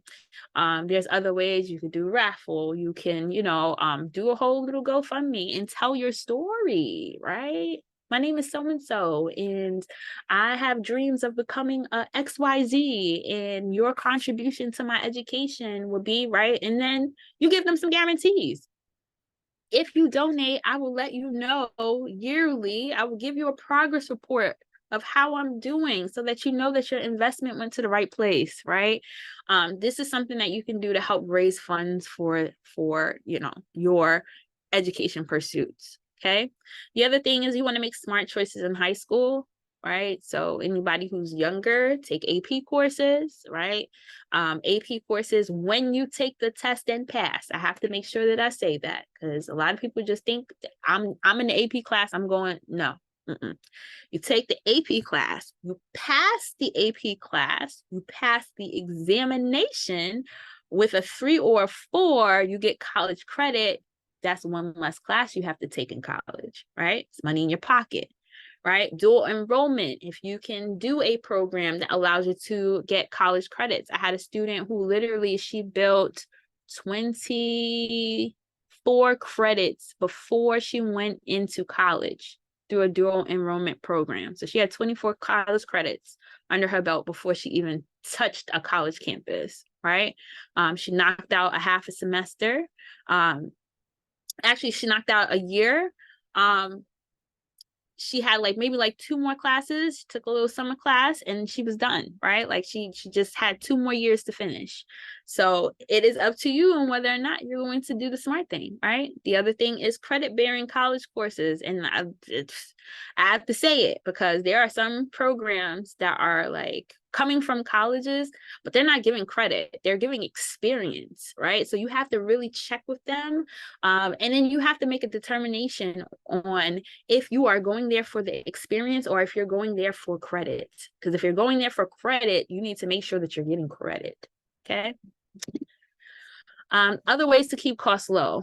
Out-of-pocket payment plans, which means you have to have what? Savings, right? Can't pay for out-of-pocket if you ain't got no money, right? You got to have money to pay with a payment plan. So that might mean, saving up some coins. And then I tell people, I want you to think about what you can financially contribute to lower any loans that you might need to take out. If you can afford only $5,000 a year, take that number and then understand that you have to supplement that to keep your costs low. Okay, so understand that. Figure out what your number is, what's your contribution, stick to it every year, but then supplement with other funding sources. Okay, college level courses, right? College programs or CLEP tests. CLEP tests are really popular. They're $90. Okay, I tell people about this every year. People will sit there and not do the test. The test literally is 3 hours. You take a test for 3 hours, it's $90, right? The average college course is about $1,000. Okay, so if the average college course, one course is $1,000, and you can spend $90 and take a test for 3 hours and don't have to take a course for 15 weeks, which one would you do? You be the judge, right? And they have tons of different tests that you could take: English, social studies, science, blah, blah, right? Goes on and on. Part-time employment, if you want to work part-time and help to pay your college costs with what you make from your part-time employment, that's another way. The other way is to use your talents to raise money. You know how to do hair? Charge people to do hair, right? I've had students who did that. One of my students, she was smart. She went and did a trade school while she was in high school. She did a trade school program, and what she did was she took her talents upstate. She ended up going to Binghamton. She did people's hair, right? You got a event to go to, your hair gonna be laid to the gods, right? And she charged people to get their hair done, and she used half the money to take care of herself and half the money to pay for her tuition, right? You know how to do nails, you know how to do makeup, right? I had another friend who had he almost had think of a 99-cent store kind of setup in his room. So back in the day, I'm not going to date myself, but back in the day, white tees was popping, right? So white tees, he had socks, he had ramen noodle bowls, he had macaroni and cheese bowls, he had candy, whatever they needed. They come to his room, pay him a little bit of money. Every other weekend, he would come to re-up his stuff, and he was a whole businessman on campus. The other person I know, what they did was they fixed phones, right? And now he has a whole business where he taught people how to do it. And so now, they're running these businesses, fixing phones, and he's getting a cut of the money. And he graduated college, was able to do what he needed to do, right? So you take your talents to raise money for your education. All right, so here's some of my favorite websites for scholarships. Very important to apply for scholarships, but also knowing where they are, right? So there's a scholarship site called Going Merry. Going Merry is very popular. It's been going on for a number of years, but they have really great success rates with getting students money for college. We have Big Future scholarships where you get money for doing what you're supposed to do anyway. Did your essay? You get a scholarship. You did your FAFSA? You get a scholarship, right? Legit, that's how it works, right? And so all they're asking, it's kind of more like a sweepstakes, I would say. But they do award students who like are able to complete all the tasks $40,000. Okay. And they will show up to your school with the check, and they're not playing. And I've seen lots of students get it. They also have a subsect for New York City. New York City Public Schools also has a big future scholarships that is separate from the national one. So you can win in both. You can win in the national and win on the side. It is what it is, right? And then we got JLV scholarships. This woman has this blog site, and pretty much it has been, I don't know how many scholarships she got on there. Oh, she's been having this for years. And so she literally puts the scholarships up. They're always up to date. They're always amazing, and they're always organized really well. So you can check JLV scholarships to find scholarships for college. Find these resources on the On Track for College app. That's my app, right? That I developed to make sure that students had information for the entire college process. It is ridiculous, the amount of things that they want you to do to be able to get into school. And so I help to organize you and keep you on track. So check it out. This is the link here. I'll put that in the chat at some point, but like this is where you can get it.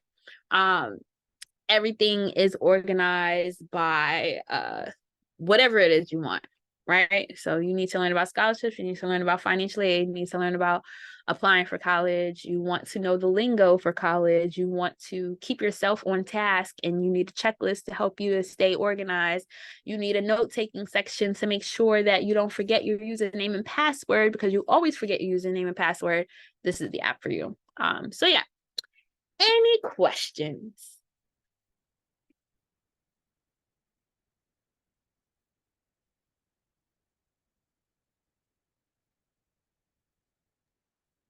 I don't have any questions, but this was super informative and very easy to digest. So I feel a little bit more prepared for this process next year with my 11th grader. He's in 11th grade now, weighing all options. So I feel prepared, and that I can build out a plan for how we're gonna pay for his college. Awesome. And that's all I want, right? Like, I think the name of the game here is like that we have a plan, right? And I think a lot of times when the schools finally, and I'm saying this because I was a college counselor on the ground, you know, in order not to bore the people, because, you know, you have people coming from work, after work, they're tired, they're exhausted. And then we're talking about all the things, right? They're talking about senior activities, they're talking about FAFSA, they're talking about all these things, but they're literally just talking about how to, right? But like not how to get prepared, but just like, okay, you're gonna go on this application site and you're gonna fill it out, and then they're gonna tell you how much money you're gonna get. But like beyond that, we need to have, as a community, we need to do better at planning for these financial things, right? Because a lot of times, too often, what I see is a lot of kids' dreams deferred, right? Like they had these dreams of going to a specific school, and then they find out like, oh my gosh, I can't pay for it, right? And like a lot of times when I speak to people who like had their experience, right, like it's something that they didn't want, right? It's not the experience they wanted for themselves, right? Like they had dreams of doing something else. And so in taking a moment to plan and really understand the landscape of this whole financial process, it's much easier to prepare for it. And also, I think not being married to a particular result also is something that can be helpful also, right? Like for me, I was like, I'm going to HBCU, final answer. And then my mom showed me the numbers and I said, ooh, going to CUNY, final answer. Right? Like, but I wasn't married. Like I was married to that particular result until I saw like I had to really understand that I can go, but the people I'm leaving behind, what happens to them, right? And so like for me, I was very conscious that like me going was not just about me, right?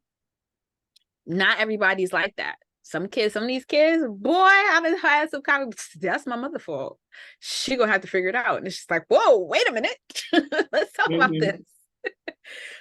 So it's just important to just like have these conversations as well. And I don't think there's a lot of places that are equipped to have these conversations with families. So I'm glad that you got a lot out of it.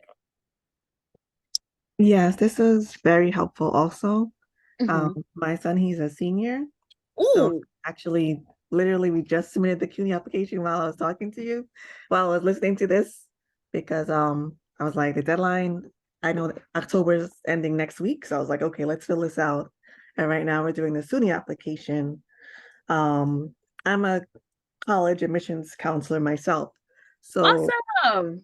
I know most of I've worked in CUNY and work at a private institution, so I know a lot of the information you presented, but being on the other end as a parent is totally different from how Oh, yeah. students apply. So it's just a culture shock for me, just trying to navigate everything. So I've been looking for scholarships for my son because I know that we might not get, we'll apply for the Excelsior, but the other fees add up also. Oh yeah. Oh yeah. And it's, like I think as we're like actively preparing ourselves, right, for like what's gonna be happening, right? Like we get to like make responsible choices. Like if we know the information ahead of time, then it's not as overwhelming.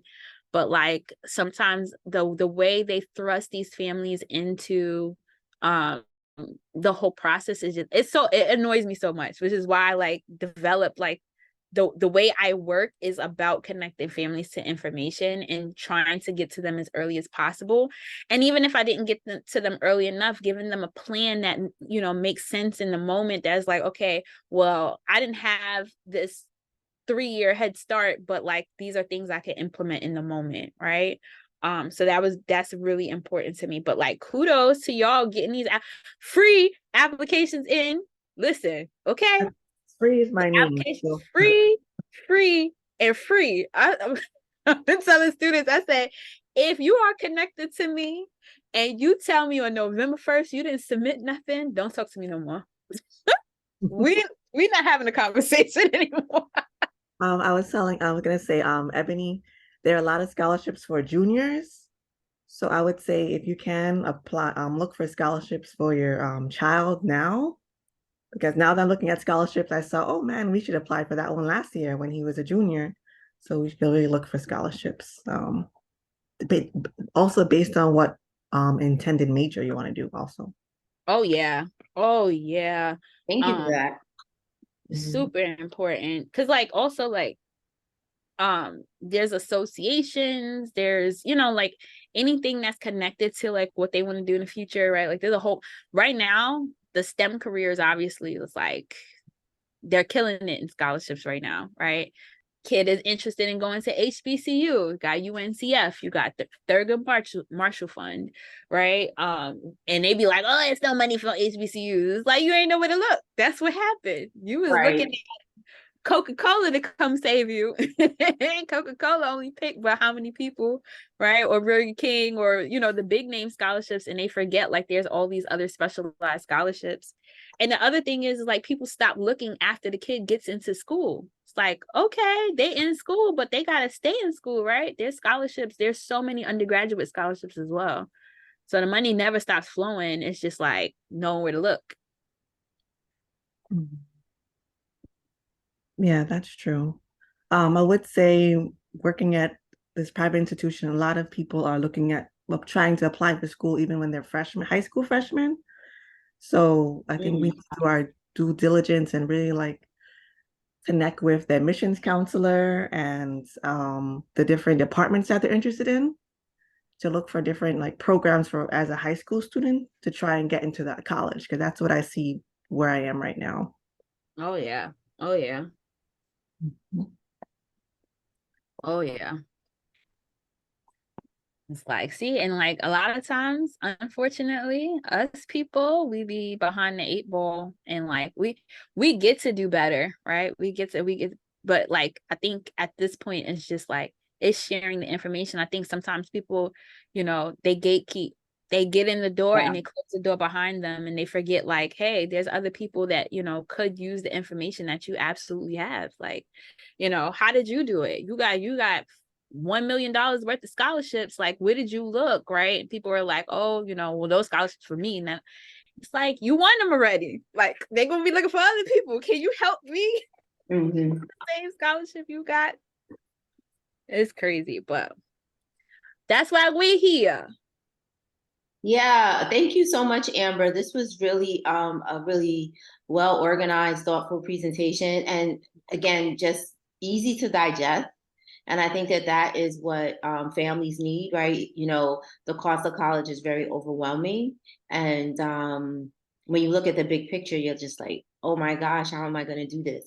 But you have presented it in a way that makes it more easy to tackle, like to start thinking about it and to like really start tackling the problem. So I appreciate you for this.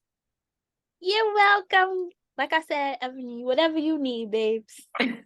Whatever you need. And then just also like just plugging your app. It's very, again, the app, even the way the app is put together, it's just easy to digest because the information that's out there is very overwhelming. And so just having a place where you can just go and get it. And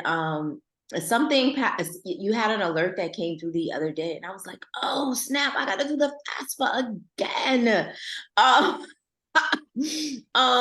This year I was like, oh snap, because I have another son that's already in college. And oh yeah, and it's not gonna look like the first application y'all did. It's not gonna look like that. The one thing I will say about this new FAFSA is that it is going to be much more user friendly, and they have like video screens inside, so it's going to explain, which I think, like, I always wondered how many people actually know what they're signing up for when they're signing up for a program like that, right? Like they don't have any understanding of like what they're doing. And so like they have, when they get to a big process and they're asking for like information, like they're asking for your financials and stuff like that, they're telling you why, and then they give you the screen.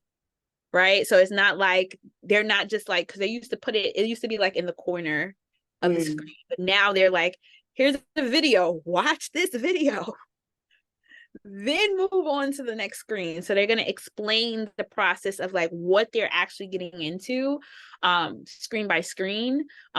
They're also changing some things. So there's the language now is consent, right? And so before, you would give consent at the end of the application. Now you can't move on past anything if you don't give them consent in the beginning.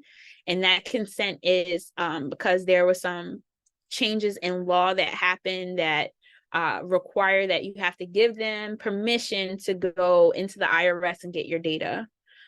So they have to give that consent. If they don't do that, the whole application is invalidated. They're throwing your whole application in garbage. They're putting it on the side. Okay, you didn't give us consent, move away, because somebody else is going to do what we need them to do. You move to the side. Let's go deal with this person who actually did give us consent. So they were very, very, very clear about that. There's going to be a lot of reasons why they invalidate applications this year. And so like there's certain things that's like, yes, this is wonderful, you should have been did this. And there's some things that I'm a lot worried about this semester, right? Like our families who are on it, they're gonna get through this process easy peasy. I'm worried about the kids that we usually come across in our offices that like, right, like parents are really not involved. Why I gotta give you my social security number? Those parents, I'm really terrified for that population in particular. I'm like, oh God. But yeah, this is it. I wanted to know if you could talk a little bit about safety schools and reach schools. Okay, so with safety, so was it safety, target, and reach? Mm. So your safety schools, you want to have a couple schools just in case, right? Like your just in case schools. Like for me, those were my CUNY schools, right? So safety, target, and reach is based on who they select, like in based on the student population that came in the year before, right? So if the year before everybody had above average grades, I'm going to look at Hunter in particular, because this has happened, right? Hunter was one of those schools that was like a target school for a lot of my students, right? They had decent grades. They weren't like stellar 90 average students, but like with an 80 something, you could have gotten into Hunter 5 years ago. Hunter now, their score has gone up to a 90, right? So for a lot of students that would have been a target school for them, now it's a reach. Okay. Right? So like you're looking at your score, and then let's say the average score is at 85, right? They can admit a little below and a little above. And so you know that you're kind of in a sweet spot, right? Now, if the school is completely like they're looking for a 90 and you have a 78, that's going to be a reach, right? If they're looking for 75 and you have exactly 75, that's a safety for you. Okay. So, but I know some schools have like EOP. So they look at like a lower GPA than their A little less. So they lower it because there's a correlation obviously between income and, you know, your performance in school, right? If you are always at a financial disadvantage, most likely that's going to affect your grades. And so they lowered it a little bit to make sure that the playing field is level. But that EOP program is also based on financial data that looks at the poverty guidelines. And so the income is very low for what they look for. I know, I saw that. I was like, oh, yeah. Yeah, the income is very, very low for like so students who usually have no problem getting in, students who like whose parents are receiving any like welfare benefits or anything like that, and also students who are in foster care get priority for those programs. Okay. All right. Thank you.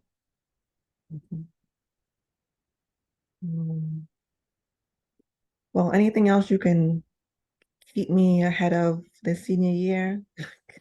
I mean, just getting those applications in. Are they applying for anything else besides SUNY and CUNY? Privates. Oh, what schools? University of Maryland, Stevens, NJIT, RIT, Rochester. I think that's it so far. Yeah.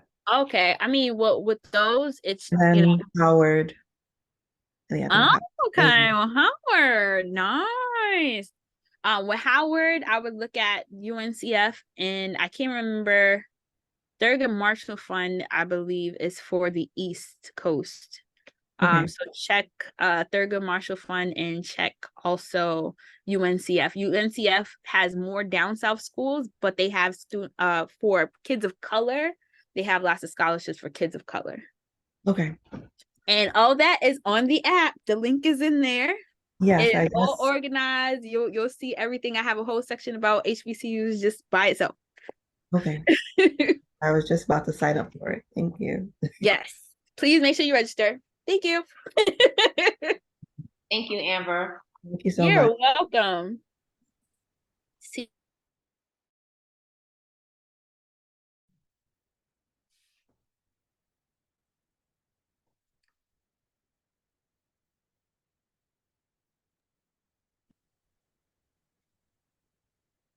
All right. Is everyone back from the breakout rooms? Yeah. Okay.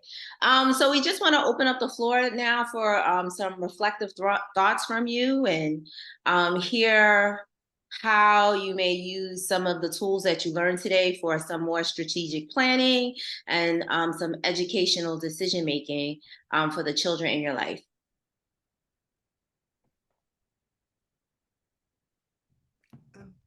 I can start. I was in the middle disability transition process and therefore a friend and also learning stuff that I could use for myself and just putting that support team together. I don't think I had the right players on my support team. So I was like, okay, I should really, whoever that parent coordinator or that, guidance counselor or that teacher, or making sure you got that teacher that really cares about your child being on that team. So that was interesting. I always like have friends or family members to be on my team. But no, I need the people that are actually in the school to be on to create a support team with them.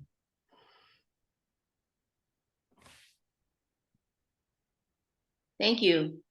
Anybody else want to share maybe some last reflective thoughts on what you learned today, how you're going to take that back to your community, or how you're going to use the information that you received for a little bit more strategic educational decision making?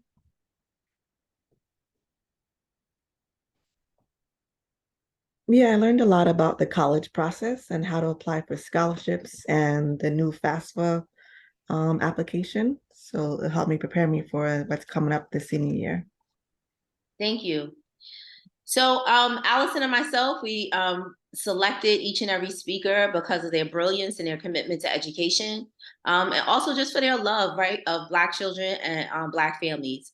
And so both of our organization missions are to prepare Black students for educational success, navigate the maze to achievement, prepares Black and Latino students in New York for the city, in New York City for the specialized and selective high school admission process, and supports students socially and academically while in high school.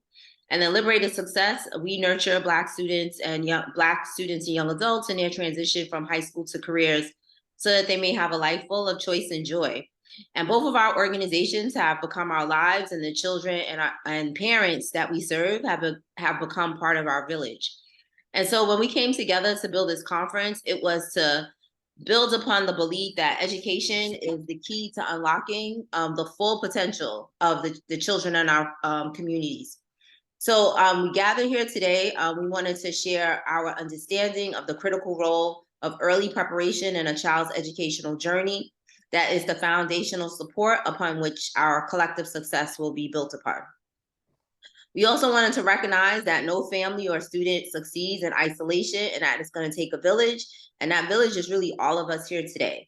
So together we'll forge a network of support, ensuring that every child and family has the resources and encouragement that they need to thrive. And also, we just want to nurture and build out a culture of self-determination for educational success. And we know, just historically, that education is beyond the classroom. It's about lifelong learning and empowering the children and the families to take ownership of their own academic journeys, really to just become the architects of their own success.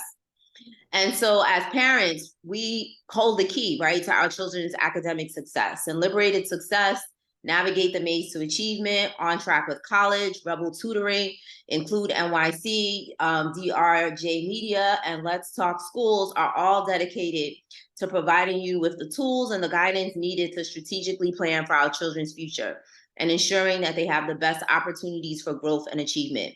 So thank you, families, for joining us today. Thank you to our esteemed speakers, Councilmember Rita Joseph, Mahalia Watson, Lena Reagan, Vernon Jeffries, Amber Peters, Mia Greenidge, Ebony Ennis, and Alan Shillingford for sharing your expertise with our community today. And we hope you enjoy the remaining of your weekend. Thank you. Thank you. Thank you. Thank you.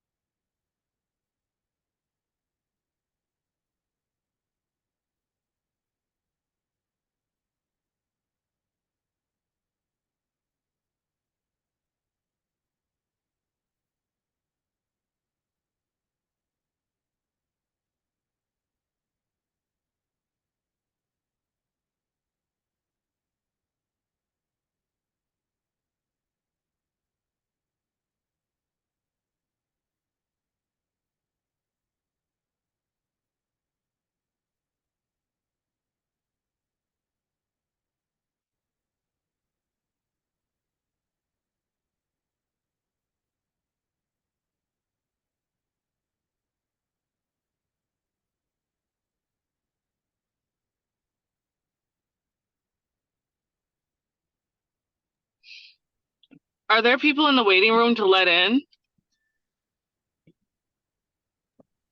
Yes, yeah, there are 3 people now. Should I just open it up? Yeah, you should probably just let people in. I'm Okay. just saying, like, Is she coming? Because if not, we could just move on. no, she's here. Oh, all right, Yes. let's get started. Okay, I'll admit all.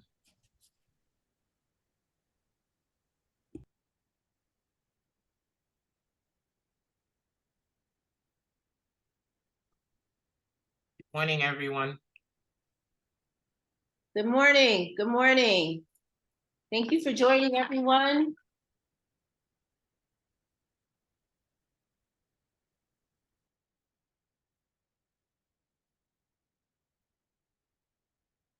We have a few people audio connecting.